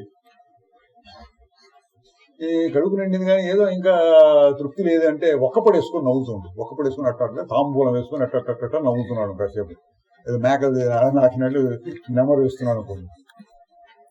ఆకులు ఏముంటుంది? అదొక రకమైన హాయి. మంచి సంగీతం వింటున్నాం అనుకోండి, ఏమొస్తుంది? అదొక రకమైన హాయి. పనులు మారుతుంటాయి, రకరకాల పనులు మనుషులు కల్పించుకుంటున్నారు, ఎన్నో రకాల పనులు కల్పించుకుంటున్నారు. చివరికి వచ్చేదేంటి? హాయిగా ఉండటం. ఆ హాయిలో రకాలు ఉన్నాయా? తిన్నప్పుడు బాగా మంచి రుచికరమైన వస్తువు తిన్నారు, మంచి హాయిగా ఉంది. మంచి అందమైనటువంటి వస్తువును చూసారు, మంచి సినిమా చూస్తున్నారు, అదొక రకమైన హాయి ఉంది. ఆ హాయికి ఈ హాయికి తేడా ఏంటి? తిన్నప్పుడు వచ్చిన హాయికి, ఏదైనా చూసినప్పుడు వచ్చిన హాయికి, మంచిది మాట విన్నప్పుడు వచ్చిన హాయికి, ఏదో మంచి వాసన చూస్తాం పువ్వుది, దానికి రకరకాల పరిస్థితుల్లో మనకి బాగుంది, హాయి, సుఖం అంటున్నాం. వచ్చే పద్ధతిలో తేడా ఉంది. ముక్కు ద్వారా, కంటి ద్వారా, చెవుల ద్వారా, పొట్ట ద్వారా ఇట్లా రావచ్చు. వచ్చిన తర్వాత కలిగిన స్థితి ఎట్లా ఉంది? హాయి ఎట్లా ఉంది? హాయి ఒకటే. చూడండి, హాయి అనేది మనసులో వస్తుంది. ఎప్పుడు వస్తుంది? ఆ పని ఈ పని చేసినప్పుడు అమ్మయ్య. ఏమంటాం? అమ్మయ్య అంటానికి ఏం పేరు పెడతాం? తృప్తి. మనసు ఆగిపోయింది. తృప్తి అంటే ఆ మనసు ఆగిపోయింది, కాసేపు తృప్తిగా ఉంది అంటే మనసు కాసేపు ఆగిపోయింది, దాదాపుగా ఆగిపోయింది. పెద్ద పొరపు పరిశ్రమ చేయకుండా విశ్రాంతి. విశ్రాంతి చైతన్యమునందు విశ్రమించి ఉంటుంది. అప్పుడు సుఖం అంటే అది. విశ్రాంతిలో ఏముంటుంది? మళ్ళీ అడుగుదాం, ప్రశ్న వేద్దాం. విశ్రాంతి అన్న వాటిలో ఏముందండి అర్థం? అంటే నీ స్వరూపం మాత్రమే ఉంటుంది, అది విశ్రాంతి. 10 రకాలు బాగుంటే కొంచెం శ్రమ ఉంటుంది. ఇవన్నీ ఇంతమంది చూడాలనుకోండి, ఇది ఒక రకమైన శ్రమ. గాఢ నిద్రతో పోలిస్తే ఇది కూడా శ్రమ. పెద్ద శ్రమే ఉందని, పెద్ద శ్రమే లేదు, కానీ కొంచెం వీరెవరు గుర్తెచ్చుకోవాలనుకుంటున్నాం, చూస్తున్నాం, ఇంకొంచెం శ్రమ. చిచి వీరొచ్చారా అని మనకి ఇష్టం లేని వాళ్ళని చూసినప్పుడు కొంచెం బాధపడ్డాం అనుకోండి, ఇంకా శ్రమ. ఇక్కడ ముదురుతోంది అనమాట మనసులో. అసలు ఏం లేకుండా కళ్ళు మూసి కూర్చున్నాం అనుకోండి, లోపల ఏం పని జరగట్లా. కళ్ళు మూసుకుంటే లోపల పనులు దొరుకుతాయిగా, కళ్ళు మూసుకొని లోపల కూడా ఏం పని చేయకుండా ఊరికే కూర్చున్నాం. అప్పుడు ఎట్లా ఉంటుంది? ఏ విధమైన శ్రమ లేదు. విశ్రామ్య తిష్టసి, విశ్రమించి ఉండు.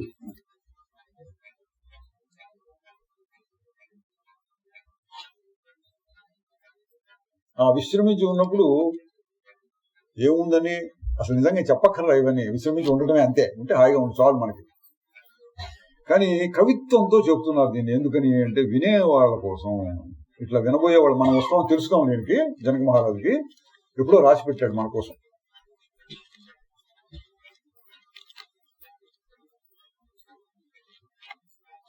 విశ్రమించి ఉండాలి. మనస్సు అట్లా ఉందనుకోండి, ఎట్లా ఉన్నట్టు? విశ్రాంతి, హాయిగా. అప్పుడు ఏమంటాడు? నేను ఒక్కడనే ఉన్నాను, అడవిలో ఉన్నట్టుగా ఉన్నాను. అడవిలో ఉన్నట్టుగా ఉంది. వర్ణానండి, కవిత్వం. అడవిలో ఉన్నట్టు నిజంగా అడవిని కానీ, లేదా అక్కడ మీ చెట్లు ఉంటాయని. అడవిలో కూడా మనలాంటి వాళ్ళకి భయమే ఉంటుందండి. ఏమిటి? పాములు ఉంటాయి, పురులు ఉంటాయి. అర్థంలో కాదు. ఇక్కడ అడవిలో ఉన్నట్టుగా ఉన్నది అంటే అర్థం ఏంటి? నేను తప్ప రెండోది కనపట్టల్లా. ఇదండి అదేంటండి అంటే ఇంకా నిద్రలో ఉన్నది అదే. నువ్వు తప్ప రెండోది కనపట్టల్లా.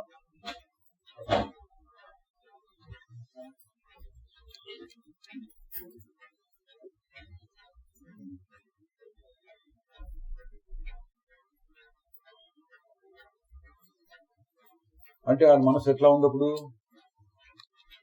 అట్లా ఆగిపోయింది అనుకోండి, పూర్తిగా ఆగిపోయింది. గాఢ నిద్రలాగా పూర్తిగా ఆగిపోయింది.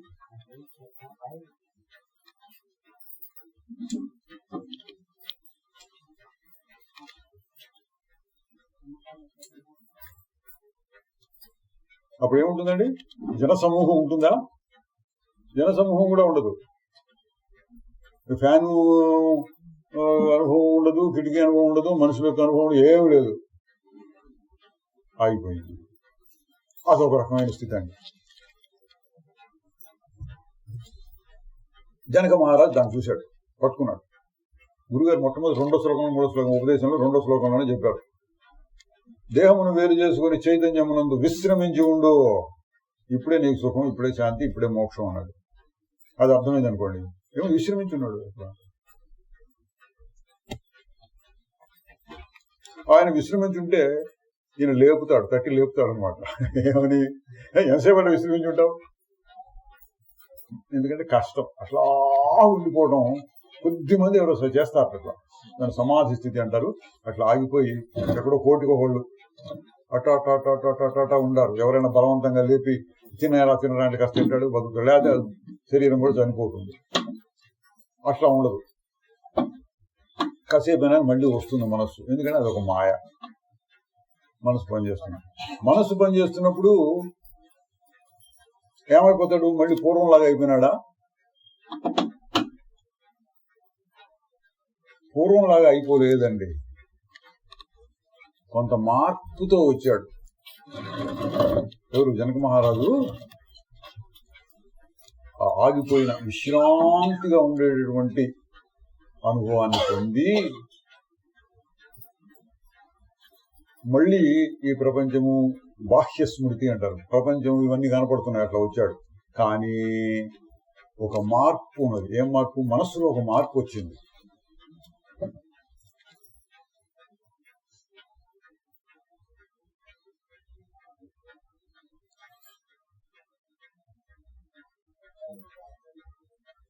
ఎక్కడో ఈ అమెరికా నుంచి తీసుకొచ్చామండి, ఇది తిని చూడండి అన్నారు అనుకోండి. మన దేశంలో దొరకవు, ఎక్కడి నుంచో పట్టుకొచ్చాడు. ఏం లేదు, చాక్లెట్ లాంటిది. అమెరికా నుంచి వచ్చే చాక్లెట్లు బిస్కెట్లు తెచ్చుకుంటుంటారు. ముందు మనకి తెలియదు అదేంటో, తిని చూసాం, బాగుంది అన్నాం.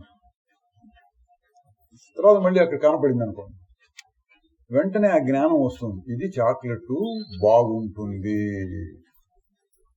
అంతకుముందు తెలియదు, ముందు ఏదో అనుకున్నాం మనం.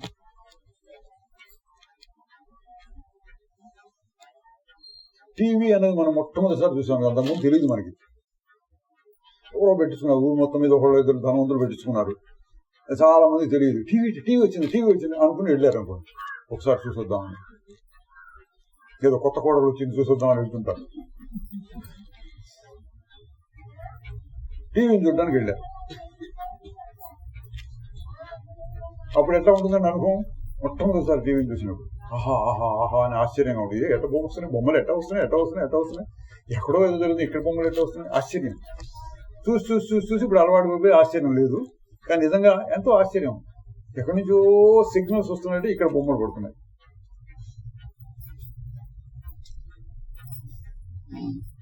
అటువంటి ఆశ్చర్యం అండి. అట్లా జనక మహారాజు స్థితి ఆగిపోయింది. ఆగిపోయినాక ఎక్కువసేపు కాకుండా మళ్ళీ కదిలింది. కానీ ఎట్లా కదిలింది? ఆ జ్ఞానం నశించకుండా. ఇప్పుడు చాక్లెట్ జ్ఞానం లేదా టీవీ జ్ఞానం మన మనసులో పడిపోయింది. చాక్లెట్ చూసినప్పుడల్లా అది బాగుంటుంది, తీగా ఉంటుంది, అదొక రకమైన టేస్ట్ ఉంటుంది, అది ఫ్లేవర్ అంటారు, ఏదో ఫ్లేవర్ ఉంటుంది, ఇట్లా చెప్పుకుంటుంటారు. అవన్నీ మీ మనసులో వచ్చేస్తాయి. అంటే ఏంటి? ఒకసారి అనుభవిస్తే ఆ జ్ఞానం నిలబడి ఉంటుంది. మళ్ళీ మీరు తినాలంటే తింటే అది అదొక రకం అనుకోండి, తినకపోయినా ఇది ఫలానా వస్తువు ఫలానా రకంగా ఉంటుంది అని ఒక రకమైన జ్ఞానం మనసులో నిలబడుతుంది. నిలబడి తిందామా, మరి ఇంకోసారి తిందామా అనిపించవచ్చు, అది వేరే విషయం. తిన్నా తినకపోయినా జ్ఞానం మటుకు ఒకటి ఉంది. అట్లా జనక మహారాజు ఇప్పుడు ఆగి చూడు, విశ్రాంతిగా ఉండు, గాఢ నిద్ర ఎట్లా ఉంటావు చూసుకో. ఇటువంటి మాటలు మనం చెప్పుకుంటున్నాగా ఆ స్థితిని అనుభవంలో చూశారండి. కాసేపు అట్లా ఉన్నాడు, ఆహా ఆహా ఆహా అనుకున్నాడు. ఈ గురువు గారు ఏం చేస్తున్నాడు? ఉండనీలా అనేట మళ్ళీ ఏదో చెప్తున్నాడు, వినరా నేను చెప్పేది, నువ్వు ఆగిపోతే ఎట్టా, నేను ఎవరికి చెప్పాలి, నువ్వు సమాధి స్థితిలోకి వెళ్ళిపోతే అని ఇంకా చెప్తున్నాడు. చెప్పి ఏం చెప్పాడు ఆయన? ఏం చెప్పాడు? నీకు అర్థమైంది ఏంటంటే ఇవన్నీ కనపడుతున్నాయి, ఇందాక నీకు కలిగిన అనుభవం చచ్చిపోయిందా?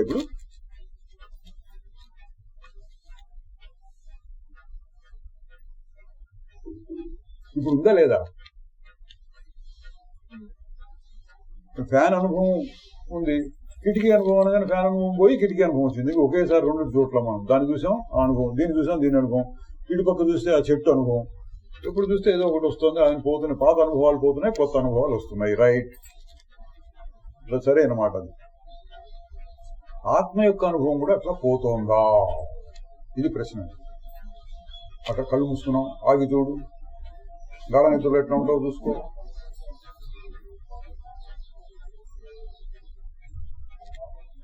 అదొక అనుభవం కలిగింది. కళ్ళు తెరిస్తే ఇదంతా కనపడు, జన సమూహం కనపడుతోంది. ఆ అనుభవం ఉన్నదా, పోయిందా? అంటే పోయింది అంటే పోయింది అనొచ్చు, పోలేదంటే పోలేదొచ్చు. దృష్టిలో మార్పు అంటే అది. ఇందాక కలిగిన అనుభవాన్ని గుర్తులో పెట్టుకొని ఈ జనసమూహాన్ని చూడొచ్చు. అంటే ఎట్లా ఉంటుందండి? ఇందాక కలిగిన అనుభవం అంటే అది నిశ్చలంగా ఉంది. దాన్ని వదలకుండా ఈ జనసమూహాన్ని చూస్తున్నారనుకోండి, కాసేపు మీరే చూడండి. ఇప్పుడు ఈ జనసమూహం ఇక్కడ కూడా ఉందిగా, చూడండి ఎట్లా ఉంటుంది. దాన్ని చూస్తూ, ఇది కండిషన్, దాన్ని చూస్తూ కళ్ళు తెరవండి.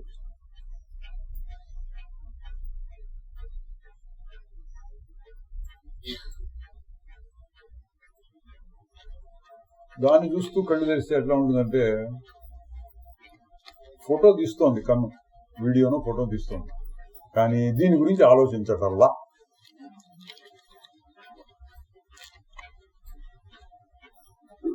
దేని గురించి లోపల ఉన్న దాని గురించి ఆలోచిస్తుంది. లోపల ఉన్న దాని గురించి ఆలోచించేదే ఉంది. అదేమో 10 రకాలుగా ఉంటే ఇట్లా అనొచ్చు. ఆగి చూడు, గాఢ నిద్రలో ఎట్లా ఉంటావు, ఆగి చూడు. చూస్తూ ఉండటమే, అక్కడ ఆలోచించేది లేదు. దాని కూడా చూస్తూ ఉన్నాడు. చూస్తూ కళ్ళు తెరిచాడు. ఎందుకంటే ప్రకృతి ధర్మం, కళ్ళు తెరుచుకున్నాయి, అన్ని కనపడుతున్నాయి. ఇప్పుడు ఎట్లా ఉంటుంది? ఫోటో తీశారు కానీ ఫోటోని తీసి ఫలానా అని చెప్పే మనిషి లేడు. ఇక్కడ ఫోటో ఉంది. దాన్ని ఇంకో రకంగా చెప్పండి. ఫోటో తీసాం, ఫోటో తీసి గోడ మీద తగిలించాం ఫ్రేమ్ కట్టి. మీరు ఎక్కడో చాలా దూరం నుంచి చూస్తున్నారు. ఇక్కడికి ఒక 20 అడుగులు 50 అడుగులు దూరం నుంచి చూశారు. ఏంటి గోడ మీద ఏమో చూసావా? ఏదో ఫోటో ఉన్నట్టుందే అన్నారు. ఎవరి ఫోటో? నీ ఫోటోనే అన్నాం అనుకోండి. కిందసారి వచ్చినప్పుడు నువ్వు నీ ఫోటో తీసి ఇప్పుడు ఫ్రేమ్ కట్టించి పెట్టినావు మహానుభావుడు అని. అంటే చచ్చిపోయినాడు అని కాదండి, చచ్చిపోయిన ఫోటోలు పెట్టుకుంటారు కొంతమంది. అట్లా మేము ఫోటో తీసి పెట్టాం అనుకోండి. చాలా దూరం నుంచి చూశారు. అట్లా ఎట్లా ఉంటుంది? అప్పుడు ఏదో ఫోటో, దాన్ని విశ్లేషణ చేసి ఫలానా అని, అదే ఆ ఫలానా రోజు తీయించుకున్నాం కదా, అదంతా ఏమి ఉండదు. ఏదో ఒకటి ఉందండి గోడ మీద ఎలాడుతోంది అంటే ఏంటి? ఫోటో కనపడింది కన్నికి, కానీ మనస్సు దాన్ని విమర్శించి విశ్లేషణ చేసి చూడలా. ఎందుకు అంటే దూరం నుంచి కనపడింది, పెద్దగా వివరాలు తెలియలా. దగ్గర నుంచి చూస్తే తెలుస్తుంది, దూరం నుంచి చూసి అట్లా ఈ ప్రపంచ జనసమూహం మొత్తాన్ని దూరం నుంచి చూసారు. ఎట్లా ఉంటుంది? ఇట్లా చూస్తున్నాను. ఫలానా ఎంతమంది కనపడతారు, అంతా కలిపి చూస్తున్నాను. ఈ గది, కిటికీలు, తలుపులు, ఫ్యాన్లు, మనుషులు అంతా కలిపి ఒక్క ఫోటో. విమర్శిస్తే తెలుస్తుంది ఎంతమంది ఉన్నారు మనుషులు, లెక్క పెట్టి చెప్పొచ్చు. ఎన్ని ఫ్యాన్లు తిరుగుతున్నాయి ఇవన్నీ చెప్పొచ్చు విమర్శించి చూస్తే. నేను విమర్శించకుండా చూస్తున్నాను అనుకోండి. దీనికి కూడా మన అనుభవం ఇంకోటి చెప్పుకోవచ్చు. నిద్ర లేచిన వెంటనే ఎట్లా ఉంటుంది? పిల్లల్లో బాగా తెలుస్తుంది. పిల్లల్లో నిద్ర లేచే కూడా మత్తుగా ఉంటారు. లే స్కూల్ టైం అయింది, మళ్ళీ దొరుకుతుంటారు, మళ్ళీ లేస్తుంటారు. లేస్తున్నా అంటారు. అప్పుడు ఎట్లా ఉంటుంది? వీళ్ళనే మాటలు వినపడుతున్నాయి, అంటున్నా వినపడుతుంది, వాడు పట్టించుకోవటల్లా. ఎట్లా ఉంటుంది అనుభవం? దాదాపుగా నిద్రలో ఉన్నట్టే. నిద్ర నుంచి లేచిన క్షణంలో మనకు కూడా వస్తుందండి. మన జాగ్రత్త గమనిస్తే పొద్దున్న ఏమన్నా బెడ్ కాఫీ కావాలి అని వాళ్ళకి పాలు వచ్చినాయా రాలేదా, ఆ దృష్టి వస్తుంది లేవగానే. అట్లా కాకుండా పొద్దున్న లేవగా మనకి పెద్ద పనులు లేవనుకోండి, పెద్ద పనులు లేవు, ఇప్పుడు కాదు 10 నిమిషాల తర్వాత లేస్తే ఏమైంది, తొందర ఏం లేదు. అట్లాంటి వాళ్ళు ఏం చేయొచ్చు? లేవంగానే ఈ ప్రపంచం దాని గురించి ఆలోచించకుండా అటు ఊరక కూర్చున్నారు అనుకోండి. ఎక్కువసేపు ఉండదు. పిల్లలు ఎక్కువసేపు ఉంటుంది, కానీ పెద్దవాళ్ళు అయిన తర్వాత పెద్దవాళ్ళు పెరిగారు కదా, గొప్ప అనుభవాలు వస్తున్నాయి వీళ్ళకి. ఒక్క క్షణం కూడా ఊరకుండకుండా ఏదేదో ఆలోచించే లక్షణం వచ్చింది. ఆ లక్షణాన్ని కొంచెం పక్కన పెట్టి నిద్ర నుంచి లేవగానే అట్లా కాసేపు మత్తుగా ఉన్నారు అనుకోండి. మత్తులోనే అట్లా ఉంటే ఎట్లా ఉంటుంది? ఊహించుకోండి. చిన్నప్పుడు చూసుంటారుగా, ఇప్పుడు ఊహించుకోండి.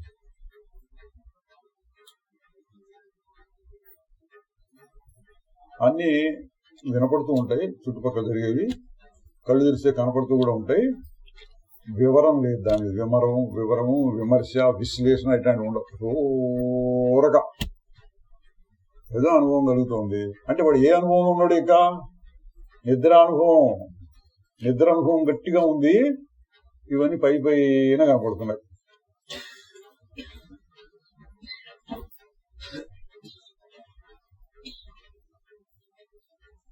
అప్పుడు ఎట్లా ఉంటుందండి? మనసు పనిచేస్తున్నట్ట లేనట్టంటే చేస్తోంది కానీ పెద్దగా పనిచేయట్లా.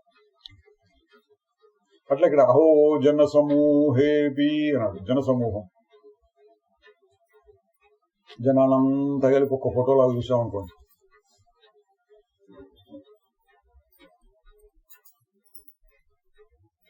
ఫోటోలో ఉన్న మనుషులు అనుకోండి, మనుషులు అనుకుంటాం మన దగ్గరికి వచ్చి ఫలానా అని, కానీ నిజంగా అక్కడేముంది?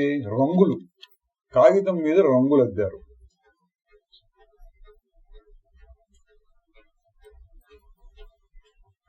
కాగితం ఏంటి?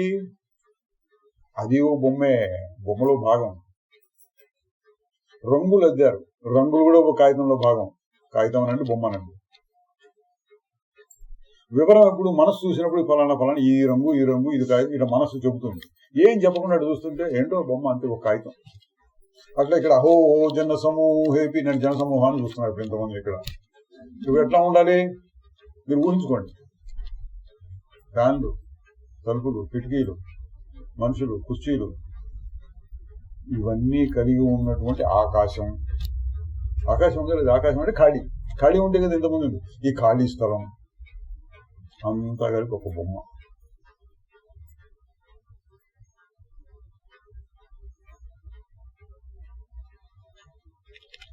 ఇంకొంచెం లోతుగా ఆలోచిద్దాం.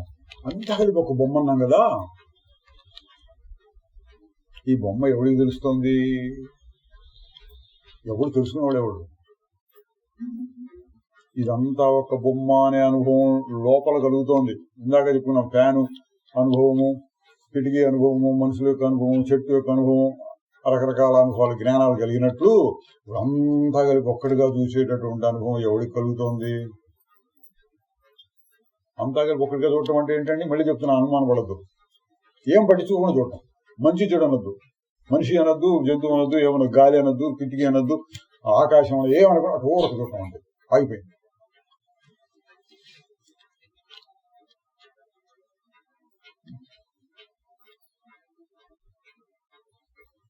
అంత బొమ్మ, ఒకటే బొమ్మ.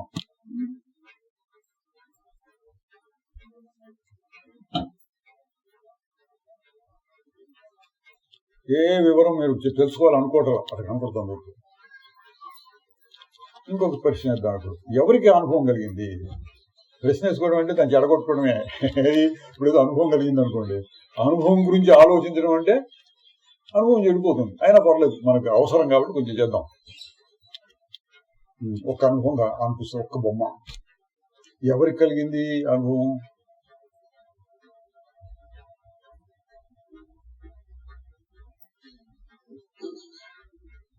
ఎవరికి కలిగింది అంటే ఎవరికో కలిగింది. మనం వివరం చెప్పక్కర్లేదు. మీకు మీరు చేసేప్పుడు ఈ వివరం చెప్పుకోవాలి. ఊరికి ఉంటే అట్లా చూసుకుంటే చాలు. చెప్పడం కోసం రకరకాలుగా చెప్పాల్సి వస్తుంది. ఇప్పుడు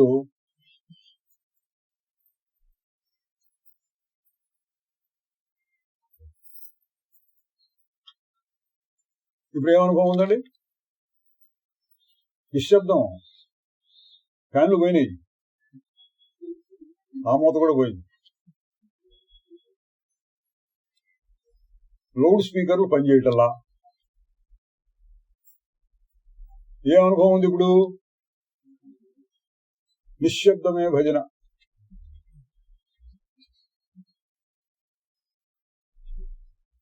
దాన్ని తెలుసుకునేవాడెవడు?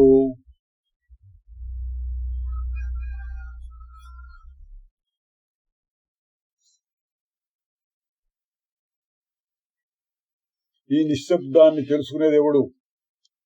అది ఇదంతా ఒక బొమ్మ అని తెలుసుకునేది ఎవడు?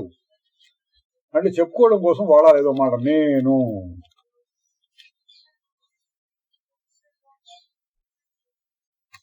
ఇప్పుడు నేను ఎట్లా ఉంది?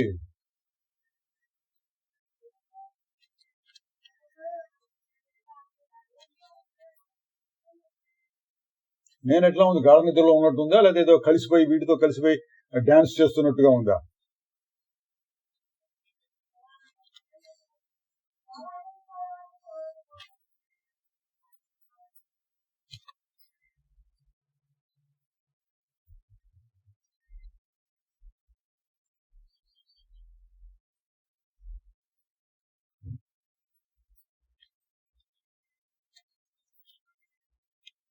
అంటే మీరు ఏం పట్టించుకోకుండా చూస్తుంటే, ఏం పట్టించుకోకుండా వింటుంటే,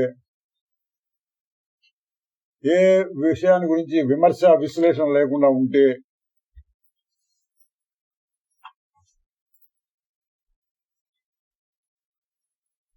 ఏ అనుభవం ఉంటుంది?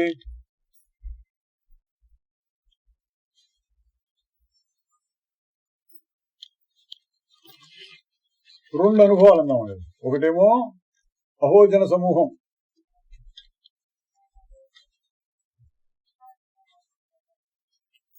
అహోజన సమూహం అనుభవం ఉందా లేదా? ఊరికి అన్ని కలిపి చూస్తున్నాం. ఇంకొక అనుభవం ఏమీ పట్టించుకోకుండా ఊరక చూసేటటువంటి అనుభవం.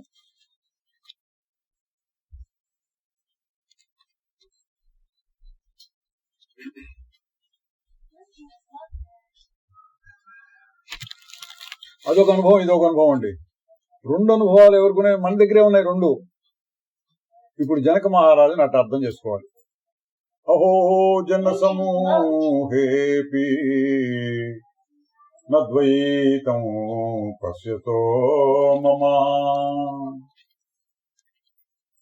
ఇంత జన సమూహం ఉన్నప్పుడు కూడా నాకు ద్వైతము కనపడటం లేదు.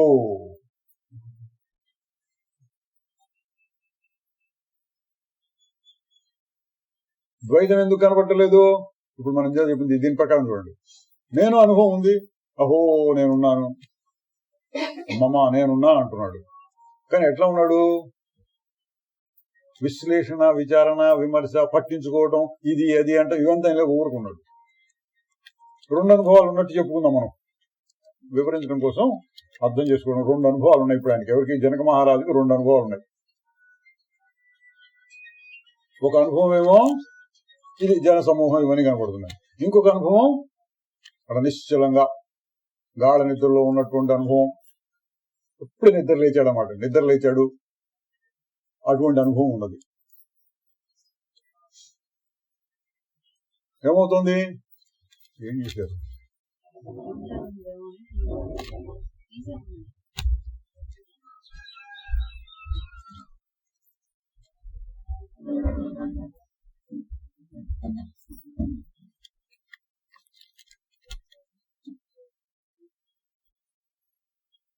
రెండు అనుభవాలు చూసుకోండి. రెండు అనుభవాలు ఉన్నాయంటే ఉందని అందాం. రెండు అనుభవాలు ఉన్నాయి. అయితే ఇక్కడ విశేషం ఏమిటి?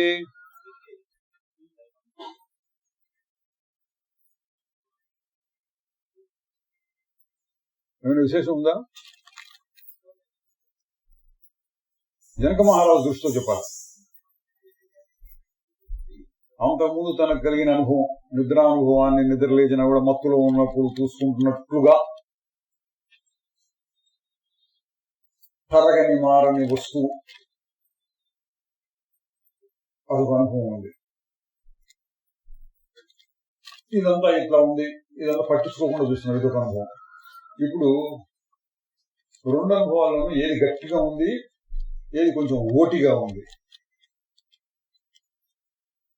రెండు ఉన్నాయి అనుభవాలు. అంటే ఉంటాయంటే ఉంటుందండి. మీరు బాగా సీరియస్ గా ఎవరితోనో మాట్లాడుతున్నారు అనుకోండి, ఇద్దరు మనుషులు మాట్లాడుకుంటున్నారు, బాగా అర్థం చేసుకోవాలి, గట్టిగా మాట్లాడుకుంటున్నారు వాళ్ళు ఇద్దరు. ఆ సమయంలో అటు ఇటు ఎవరో ఇద్దరు ముగ్గురు మనుషులు వెళ్తున్నారు. కనపడతారా? కనపడరా? కనపడతారు, కానీ మీరు పట్టించుకోరు. మన పక్కనే ఇంకొక ఇద్దరు కలిసి వాళ్ళేదో మాట్లాడుకుంటున్నారు. వాళ్ళ గొడవ వాళ్ళది, మన గొడవ ఉన్నది. వాళ్ళు కూర్చున్నట్టు మాట్లాడుకుంటున్నట్టు కూడా మీకు అనిపించింది, కానీ పట్టించుకోవట్లా. మీకు ఏ అనుభవం కావాలో దాన్నే మీరు బాగా పట్టించుకుంటున్నారు, తక్కిన వాడిని మీరు పట్టించుకోవట్లా. ఇప్పుడు జనక మహారాజు ఏం చేస్తున్నాడు? దాన్ని పట్టించుకుంటున్నాడు. ఏది గాఢ నిద్రలో ఎట్లా ఉంటుందో అటువంటిది ఆగి చూడు, దాన్ని బాగా పట్టించుకుంటున్నాడు. ఇంకా పట్టించుకుని ఇదంతా కాబట్టి ఏముంది ఇక్కడ అంటున్నాడు. ఏముంది దీని మీద పట్టించుకోవాల్సింది, ఆలోచించాల్సింది?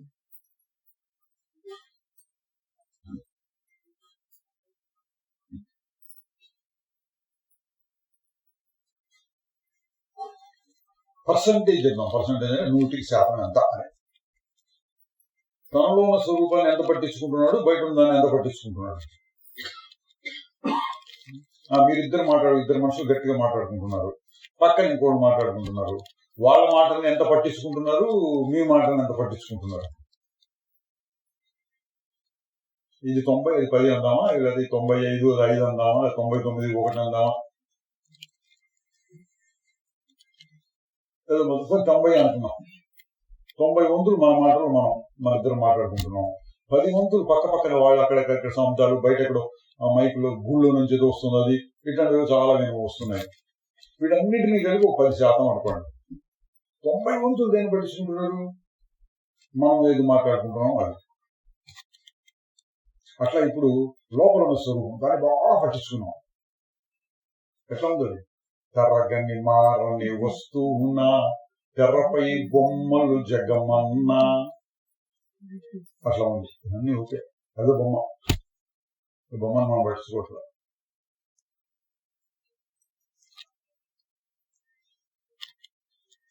తెరపై బొమ్మలు వస్తున్నాయి.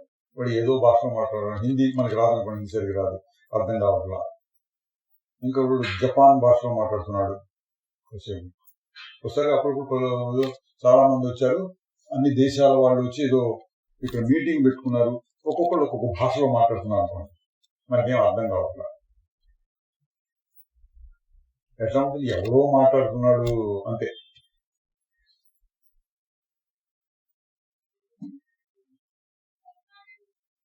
పట్టించుకోవట్లా. ఎందుకు పట్టించుకోవట్లేదు? జనక మరి అంతకుముందు పట్టించుకున్నాడు, ఇప్పుడు ఎందుకు పట్టించుకోవట్లేదు అంటే దాన్ని పట్టించుకుంటున్నాడు కాబట్టి. ఏం పల్లెల్లో కూర్చున్నాను, అన్ని పట్టించుకుంటున్నా.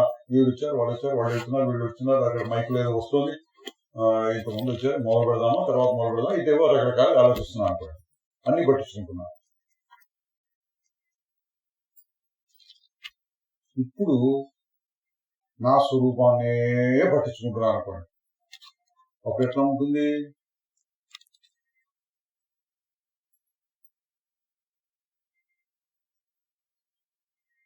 బాగా పట్టించుకున్నాను నా స్వరూపాన్ని. అట్లా ఆగి చూశాను, ఆగి చూసి అట్లా ఆగి చూసి మెల్లిగా కళ్ళు తెరిచాను. ఆగిన స్థితే ఇంకా ఎక్కువగా ఉంది మనసులో. నా స్వరూపం నిశ్చలంగా ఉంది. ఎట్లా ఉంటుంది అంటే వర్ణాలు మళ్ళీ వర్ణించి చెప్పాల్సి వస్తుంది. భాషను ఉపయోగించి చెప్పడం కోసం భాషను ఉపయోగించి ఇట్లాగో అట్లాగో రకరకాలుగా చెప్పాల్సి వస్తుంది. ఒక రకంగా చెప్పింది ఏంటి, ఇదంతా ఒక తెరలాగా ఉందనుకోండి, తెర, టీవీ తెర అనుకోండి, తెర మీద బొమ్మలు పడుతున్నాయి. తెర ఒకటి, ఆ తెర మీద బొమ్మలు పడుతుంది. ఇక్కడ తెర లాంటిది ఏంటి? నేనే, నా తెలివి. ఎందుకు? నా తెలివి ఉంటే కదా ఏమని తెలిసేది. జన సమూహం ఉంది అని తెలుసుకోవడం కూడా నా తెలివి కావాలి. అలా కళ్ళు మూసుకొని మనసు ఆగిపోయింది, ఏమీ లేదు అని తెలుసుకోవడానికి కూడా నా తెలివే కావాలి. కొంచెం అట కొద్దిగా పనిచేయడం మొదలుపెట్టింది, జన సమూహం కనపడింది, ఇది జన సమూహం అని తెలుసుకోవడానికి కూడా నా తెలివే.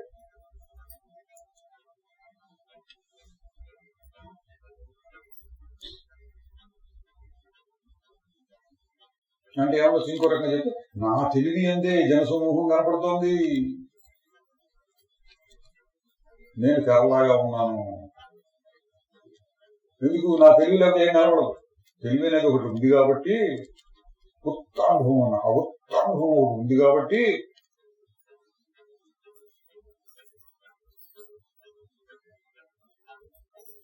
పైపైన అనుభవాలు చాలా వస్తున్నాయి.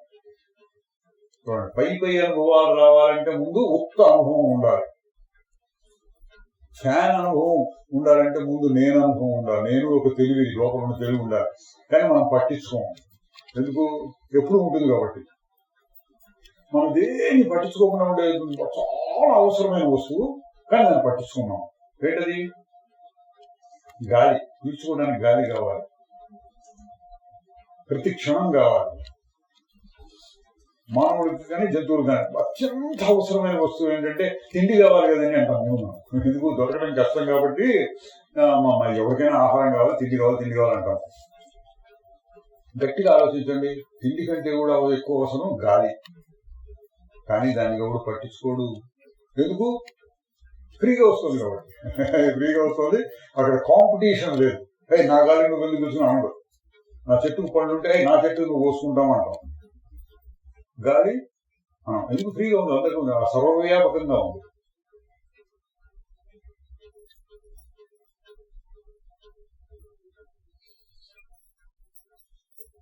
అట్లా నేనున్నాను. ఆ నేను అన్న గుర్తు అనుభవం, ఆ అనుభవం లేదు చిన్న మార్పు వచ్చి ఇవన్నీ కనపడుతున్నాయి ఆ అనుభవంలోనే.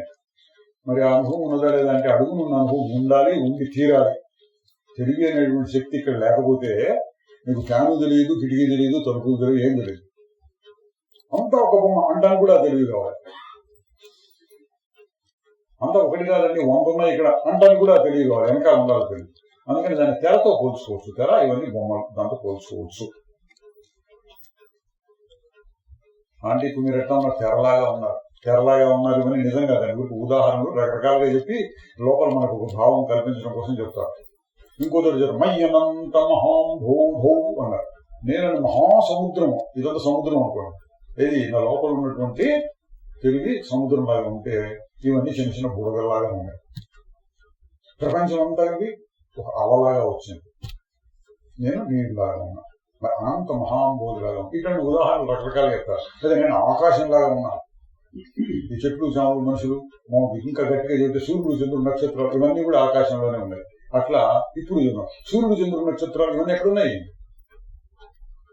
తెలివిలో ఉన్నాయి.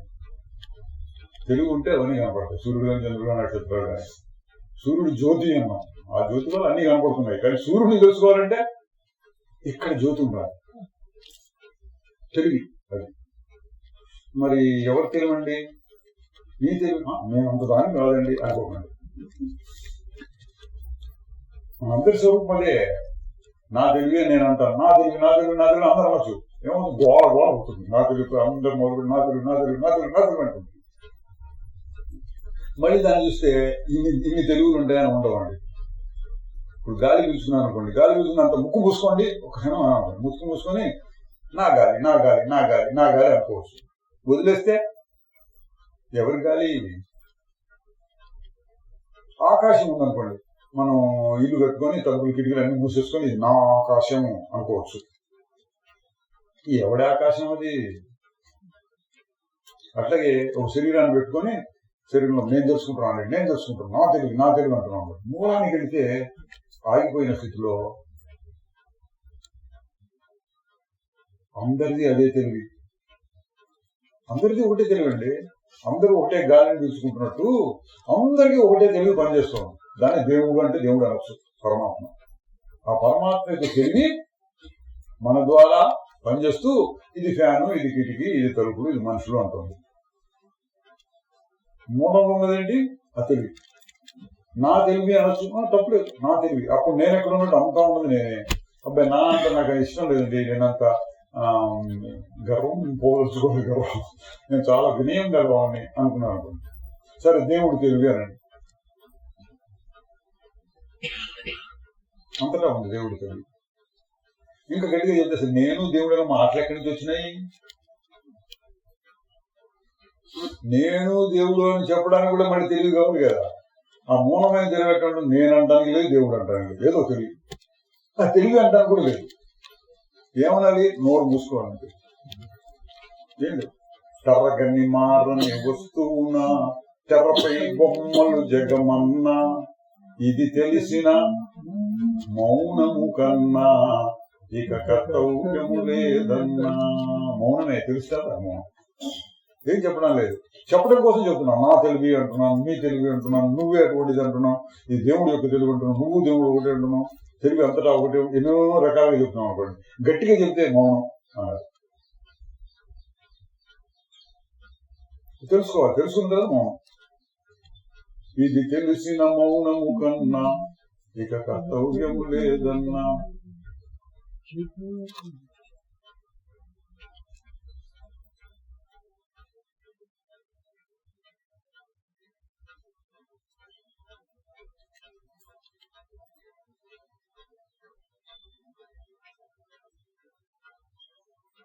ఇట్లా మౌనం నిశ్శబ్దం స్థితిలోకి వచ్చినప్పుడు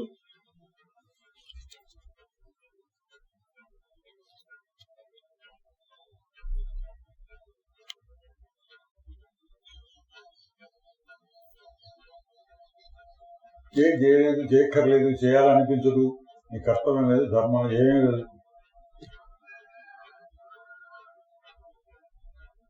చెప్పడం కోసం మౌనం అని పేరు పెట్టడం, అది కూడా లేదు. అది ఒక అద్భుతమైన స్థితి.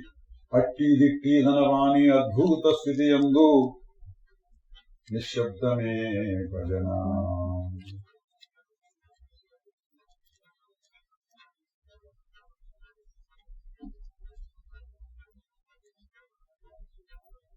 ఆ స్థితిలోనే చెప్తున్నాడు ఎవరు? జనక మహారాజు. అహో జన సమూహేపి నద్వైతం పశ్యతో మమ. నా ద్వైతం కనపడటం లేదు.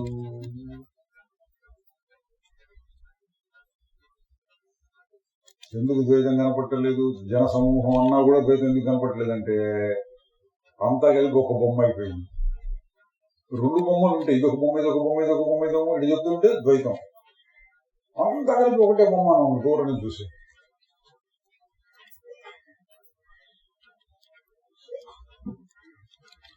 ఇక్కడి నుంచి చూస్తే ఎంతమంది ఇట్టే రోడ్లు ఇళ్ళు కనపడుతున్నాయి. ఒక 50 అంతస్తుల బిల్డింగ్ వస్తున్నాయి, పెద్ద సిటీలో వస్తున్నాయి. 100 అంతస్తుల భవనం పైకి ఎక్కువ చూశారనుకోండి, ఏముంది ఊరు మొత్తం ఒక బొమ్మలాగా కనపడుతుంది.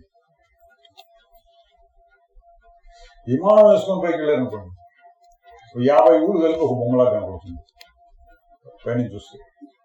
ఇప్పుడు ఇంకా పైకి వెళ్తున్నారు, 20,000 కిలోమీటర్లు, 30,000 కిలోమీటర్లు అట్లా పైకి వెళ్ళి అక్కడి నుంచి చూస్తున్నారు. రాకెట్లలో వెళ్తున్నారు, చూస్తున్నారు. అక్కడి నుంచి చూస్తే ఎట్లా ఉంటుంది? భూమి మొత్తం చిన్న బంతిలాగా కనపడుతుంది. భూమి మొత్తం ఇది నా ఊరు నీ ఊరు అనడానికి లేదు. ఇంకా అప్పుడు చెప్పాలి, నా ఊరు నీ ఊరు అన్ని కలిసిపోయినాయి, ద్వైతం లేదు ఇక్కడ. చూసే దృష్టిలో మార్పు అంటే పై నుంచి చూశారు, అంతా కలిసిపోయి ఒకటైపోయింది. అట్లా ఇక్కడ జనసమూహం కనపడుతుంది, కానీ జనసమూహం ఎక్కడ కనపడుతుంది? దాన్ని చూస్తున్నాం. ఎక్కడ కనిపిస్తుంది? ఏదో ఒక తెలుగులో కనపడుతుంది. ఆ తెలుగు ఎట్లా ఉంటుంది? ఆగి చూడు.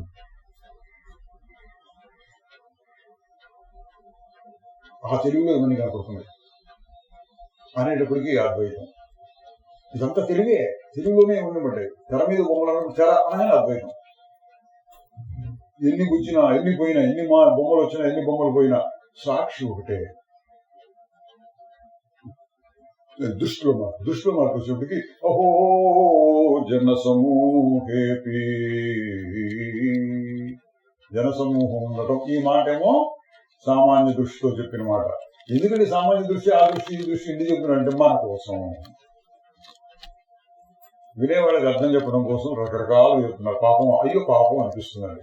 ఏంటి అంత మంచి స్థితిలో ఉన్నాడు అష్టావకుడు కానీ జనకుడు కానీ, ఇట్లాంటి శ్లోకాలు ఎందుకు రాశాడు? శ్లోకం రాయటం అంటే మళ్ళీ ఒక రకమైన మార్పేగా. ఎవడికో విన్నాడు, ఎవడో శాస్త్రం రాస్తే ఎవడో దీన్ని చదివి బాగుపడతారు, ఎందుకు ఇట్లా అనుకున్నాడు? ఇదంతా విచిత్రం. మళ్ళీ చెప్పడానికి లేదు. గురుని యొక్క విచిత్రం వాడని మాయలో పడేయటం, మాయ నుంచి బయటపడేయటం. అట్లా ఎందుకో వాళ్ళకి బుద్ధి పుట్టింది రాశారు.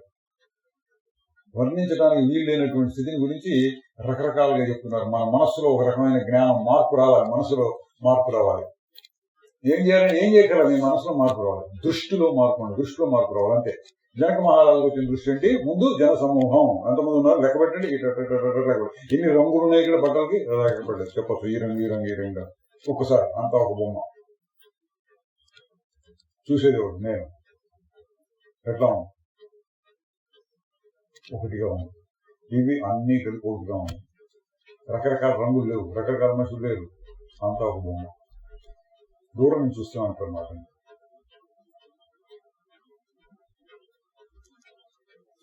ఇంకా వర్ణిస్తున్నారు. అరణ్యమివ సంవృత్తం, అడవిలో ఉన్నట్టుగా ఉంది నాకు అంటున్నాడు.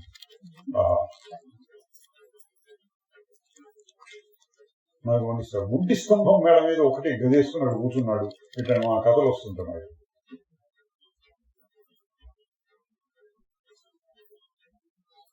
అరణ్యమివ సంవృత్తం ఏమీ లేదు. ఇంకా దీని అర్థం ఏంటి?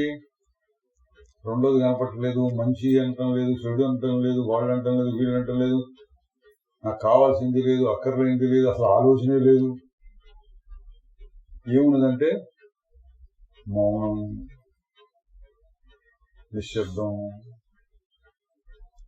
గురువస్తు మౌనం వ్యాఖ్యానం శిష్యాస్తు చిన్న సంశయ అంటారు. దక్షిణామూర్తి బోధించాట. ఆయన దగ్గరికి చాలా చాలా చాలా అభివృద్ధి చెందినటువంటి సాధకుడు ఎవరు?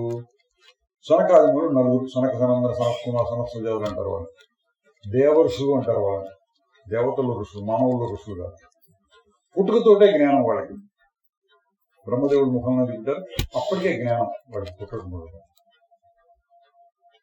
అయినా ఏదో స్వల్పంగా ఎక్కడో వాళ్ళకి అనుమానం ఉన్నదనమాట. ఇంతేనా ఇంకేమైనా ఉందా అని. ఎవరైనా గురువు దగ్గరికి వెళ్ళి తెలుసుకుందాం అనుకున్నారు. ఎవరు దొరుకుతాడబ్బా గురువు అని అట్ట వెళుతుంటే శివుడు చూశాడు. వీళ్ళ సంగతి తెలుసుకున్నాడు. అట్లా ప్రత్యక్షమయ్యాడు. మర్రి చెట్టు కింద ఆ స్థిరాసనం వేసుకొని సిద్ధాసనం అట్లా కూర్చొని ఉన్నాడు. ఇది 3 కళ్ళు 3 త్రిశూలాలు ఇట్లాంటి పెట్టుకో పాములు ఇవన్నీ అట్లా కూర్చొని ఒక యోగిలాగా కూర్చొని ఉన్నాడు. వీడు చూశారు, అబ్బా ఈయన మహానుభావులాగా ఉన్నారు. వాళ్ళు కూడా కూర్చున్నారు. ఆయన ఏం చెప్పలా, వీళ్ళేం వినలా. వీళ్ళ సంశయాలన్నీ పోయినాయి అన్నాడు. అప్పటిదాకా ఏదో చిన్న సమయం, అప్పటికే వాళ్ళకి జ్ఞానం బాగా ఉంది కదా.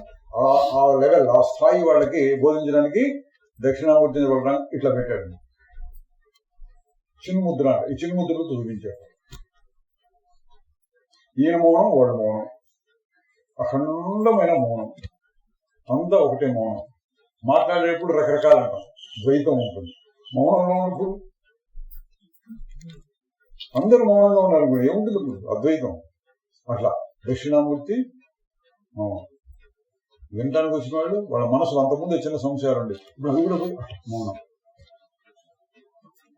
గురుస్తు మౌన వ్యాఖ్యానం, మౌనంగా వ్యాఖ్యానం చేసేట వాళ్ళ సంశయాలకి చెప్పడం. వీళ్ళందరూ చిన్న సంశయాలు చిత్రం భవతరూపంలో బాగా ఏం అద్భుతం జరిగిందండి. ఆ మర్రి చెట్టు దగ్గర మర్రి చెట్టు కింద కూర్చుంటారు. ఈ మర్రి చెట్టు ఇవన్నీ వీళ్ళు రాసిన తర్వాత కవులు ఎవరు వస్తారు కదా, కవుల యొక్క వర్ణన. మర్రి చెట్టు ఇట్లా కూర్చున్నాడు, అట్లా కూర్చున్నాడు, వాళ్ళు ఇవన్నీ మన కోసం రాసిన వర్ణాలు. అసలు జరిగింది ఏంటంటే అఖండమైన మౌనం.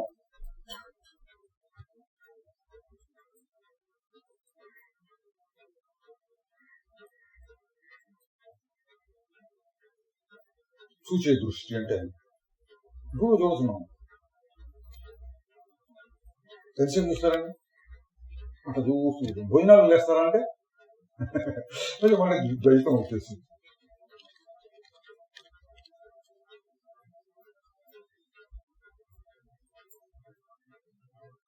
చాలా విషయాలు చూడొచ్చండి. పూర్తి మనం అసలు ఏం తెలియదు, కళ్ళు మూసుకున్నాం అట్లా అనిశ్చయం. అదొక రకం అయితే ఇప్పుడు జనక మహారాజు వచ్చినాడు, అన్ని కనపడుతున్నాయి కానీ జనసమూహం లేదు, ద్వైతం లేదు.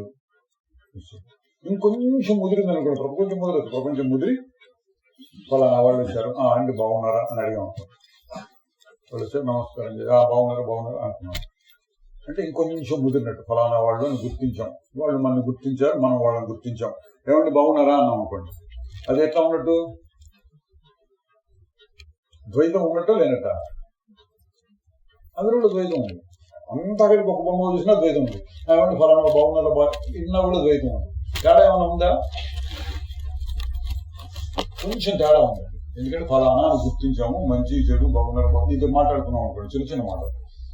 ఆ మాట బాగానే ఉన్నాం అని అయిపోయింది. కొద్దిసేపు చలనం వచ్చింది. ఎటువంటి చలనం అది? నిశ్చలము, మౌనము, దాన్ని చెడగొట్టలా. మౌనంగానే బాగున్నారండి, బాగున్నామండి అనొచ్చు. అది కూడా మౌనం కిందకే చెప్పుకోవచ్చు.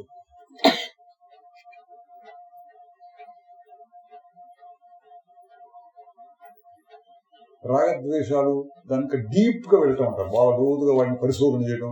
ఏం బాగున్నా ఉంటారంటే అంటే చిక్కిపోయినారుగా, ఏమైంది మీకు అన్నా ఉంటుంది కొంచెం పెరిగినట్టు. సరే అడిగిందే చాలు కదా వాళ్ళు చెప్పడం మొదలు పెట్టాను, ఇట్లా అయిందండి అట్లా అయిందండి, అదేంటి ఈ మందులు పడుతున్నాం, డాక్టర్ దగ్గరికి వెళ్ళాం, ఇదంతా అయ్యో అయ్యో అట్లాగా అని వీళ్ళు అన్నారు. ఇంకొంచెం ముదిరినట్టు.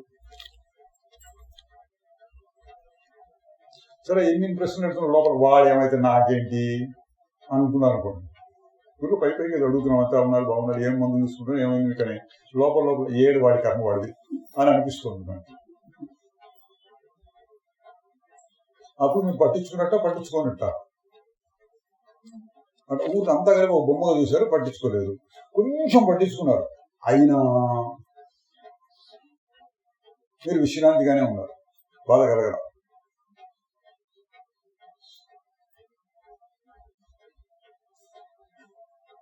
ఇంకొంచెం ఇంకెవరో వచ్చారనుకోండి, కొంచెం ఇక్కడ చేతి మీద నెత్తురు పోతుంది, ఏం లేదండి పువ్వు కొట్టి అనుకోండి, అక్కడ ముళ్ళు గీసుకుందండి నెత్తురు వస్తుంది అని అనుకోండి, అయ్యో అట్లాగా అక్కడ దూది ఉంటుంది తీసుకోండి అన్నాం, ఆ దూది తెచ్చాం మనం, దూది తట్టించి ఇట్లా మంత్రం వేస్తానండి తగ్గిపోతుంది అన్నాం. ఇది ఇంకొంచెం పట్టించుకున్నట్టు. అయినా అయినా ఏంటి క్షణికం, ఏదో దూది అయ్యో అన్నాము, దూది వేసాం అయిపోయింది, తర్వాత వాడి కర్మ వాడిది. పట్టించుకున్నట్టు పట్టించుకున్నట్టు అంటే పట్టించుకున్నట్లే కానీ క్షణికం. ఇందులో కూడా మనకి పెద్ద బాధ ఉండదు. ఇది కూడా మౌనంగా దాదాపుగా రండి. కొంచెం ముందుగా చెప్పాను, 90 వంతుల 99 వంతులు అన్నాం, అట్లా 90 వంతులు, ఇంకొంచెం దీన్ని బట్టి 89 వంతులు, అది 80 వంతులు, అది 20 వంతులు, ఇది అట్లా కొంచెం కొద్ది మార్పులు వస్తున్నా బాగా పట్టించుకున్నట్టు ఎప్పుడు అవుతుంది. కార్తీక మాసం పొద్దున్నే గుళ్ళేదో చేస్తున్నట్ట వెళుద్దామా అనుకున్నా, వెళుద్దాం అనుకున్నాను. పొద్దున్నే లేచి 5ంటికి అలారం పెట్టుకొని లేచి రెండండి అక్కడ కాలం ఉంది, కాలంలో స్నానం చేయాలి, ఇంత బాగా ఆలోచించి ఎక్కడ స్నానాలు చేయాలి, స్నానాలు చేస్తే బట్టలు ఎక్కడ మార్చుకోవాలి, ఇవన్నీ ఆలోచించి అట్టే ఇంకొంచెం బాగా పట్టించుకున్నట్టు. ఆ పొద్దున్నే లేవలేకపోయినారనుకోండి, అలారం మోగింది కానీ మీకు మెలుపు రాదు, అయ్యో అయ్యో అయ్యో అయ్యో అయ్యో అయ్యో అయ్యో అయ్యో అయ్యో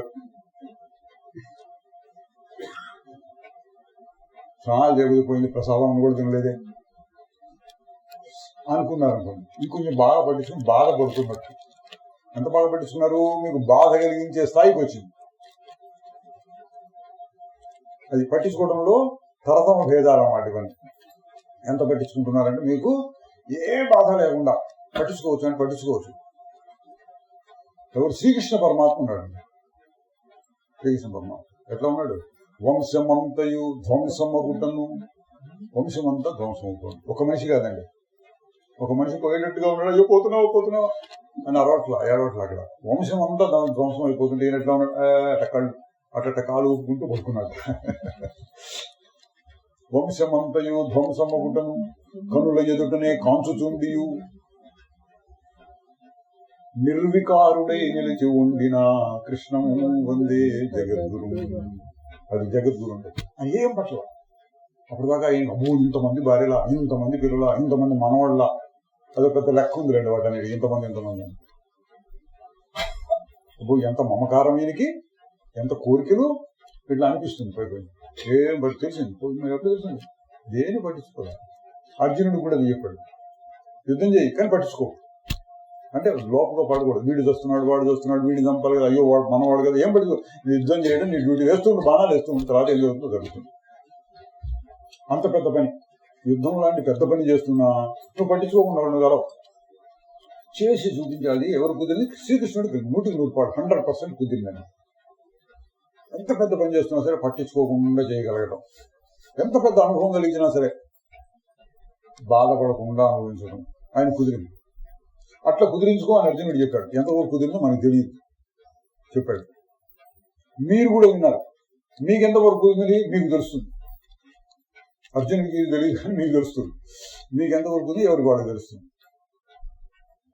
అట్లా మీరు పట్టించుకోకుండా చూడటం, పట్టించుకోకుండా వినడం, పట్టించుకోకుండా అనుభవించడం, సుఖ దుఃఖాలు ఇవన్నీ వస్తున్నా మీరు ఇట్లా వేరుగా ఉండి పట్టించుకోకుండా ఉండటము, బాధపడకుండా ఉండటము కుదిరితే శ్రీకృష్ణ స్థితిలో కూర్చున్నట్టు.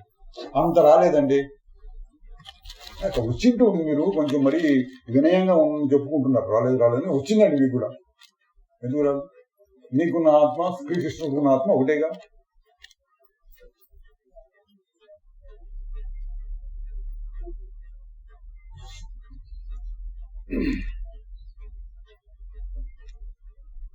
బహుళ సంకటములు ప్రాప్తంబులైనతో, చాలా కష్టాలు ప్రాప్తమైనవి.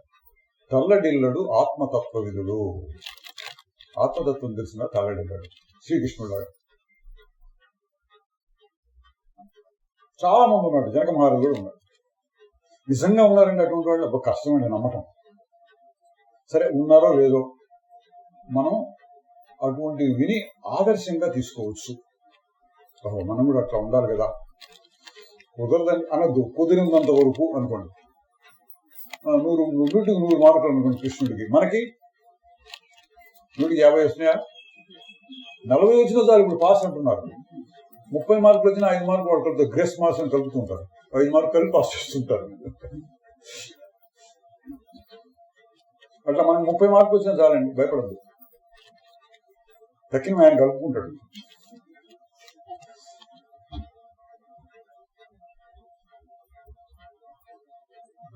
ఇవి రకరకాల అన్నమాట. ఇప్పుడు చెప్పినది ఎట్లా ఉంది?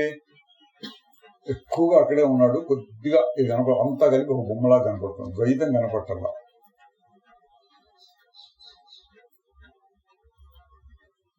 అహో జన సమూహేపి నద్వైతం పశ్యతో మమ. ద్వైతంగా ఎట్లా అరణ్యమివ సంవృత్తం. ఆహా కవిత్వం అంటే అదండి. అబ్బా అనిపించాలి, అట్లా వర్ణించాలి. అడవిలో ఉన్నట్టుగా ఉంది నాకు అంటున్నాడు. కర్వాణ్యహం. దేని పట్టించుకొని దేన్ని అనుభవిస్తాను నేను ఇప్పుడు? దేని మీద ఆసక్తిని చూపిస్తాను?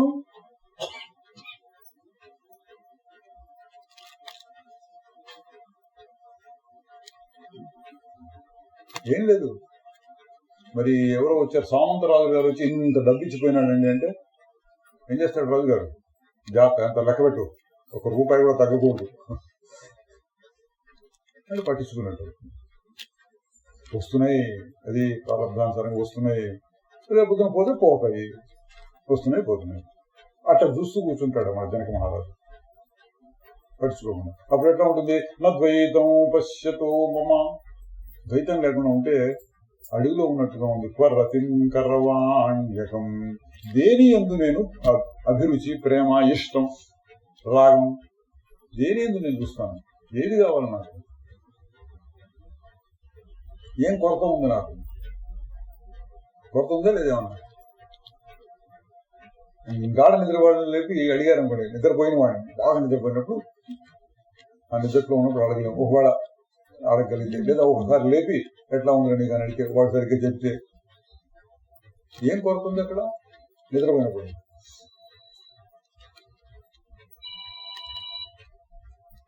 ఇది కావాలి అని అనిపిస్తున్నామన్నా? అట్లాగే నిశ్చలంగా ఉన్నారు.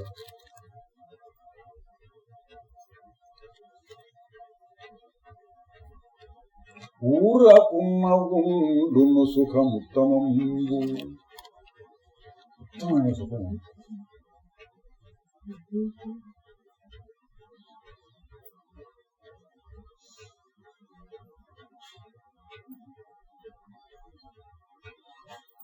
ఊరకున్న లోన సుఖము ఊరిరాదే.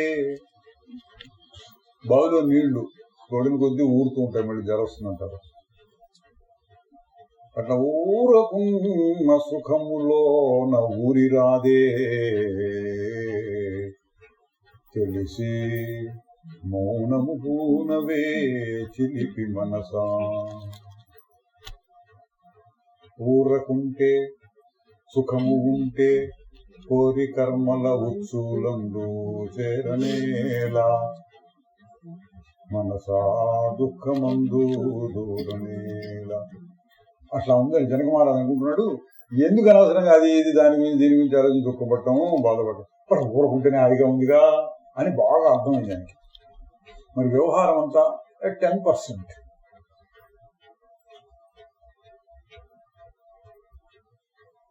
పైపోయిన వ్యవహారం, నాటకంలో చేస్తున్నట్టు ఏదో చెయ్యాలి కదా అన్నట్టు.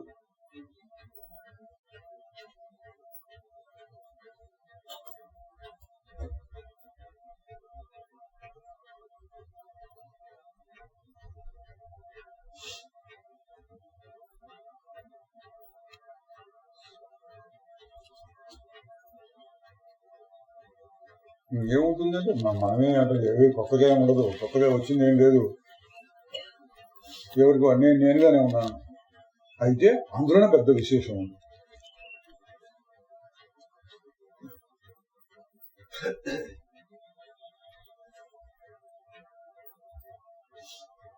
ఏంటో విశేషం? తెలివి. అందరిలో ఉంది తెలివి. ఆ తెలివి కంటే విశేషం ఏముంది? అదే అన్నిటికంటే విలువైనది.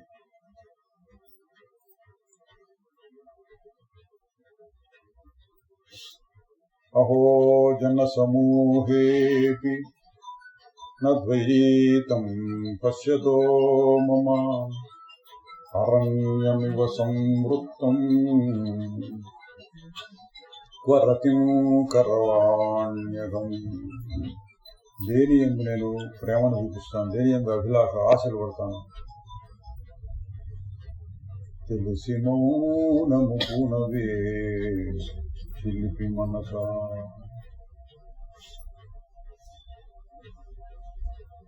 అటువంటి స్థితిని జనక మహారాజు వర్ణించాడు. జనక మహారాజు వర్ణించినట్టుగా ఏ కవి రాసి పెట్టాడు. చదువుతుంటే మనకు కూడా అటువంటి స్థితి కలుగుతుంది.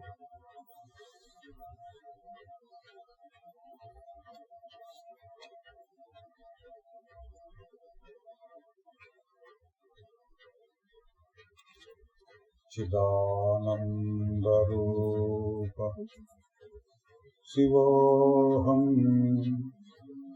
శివోహం.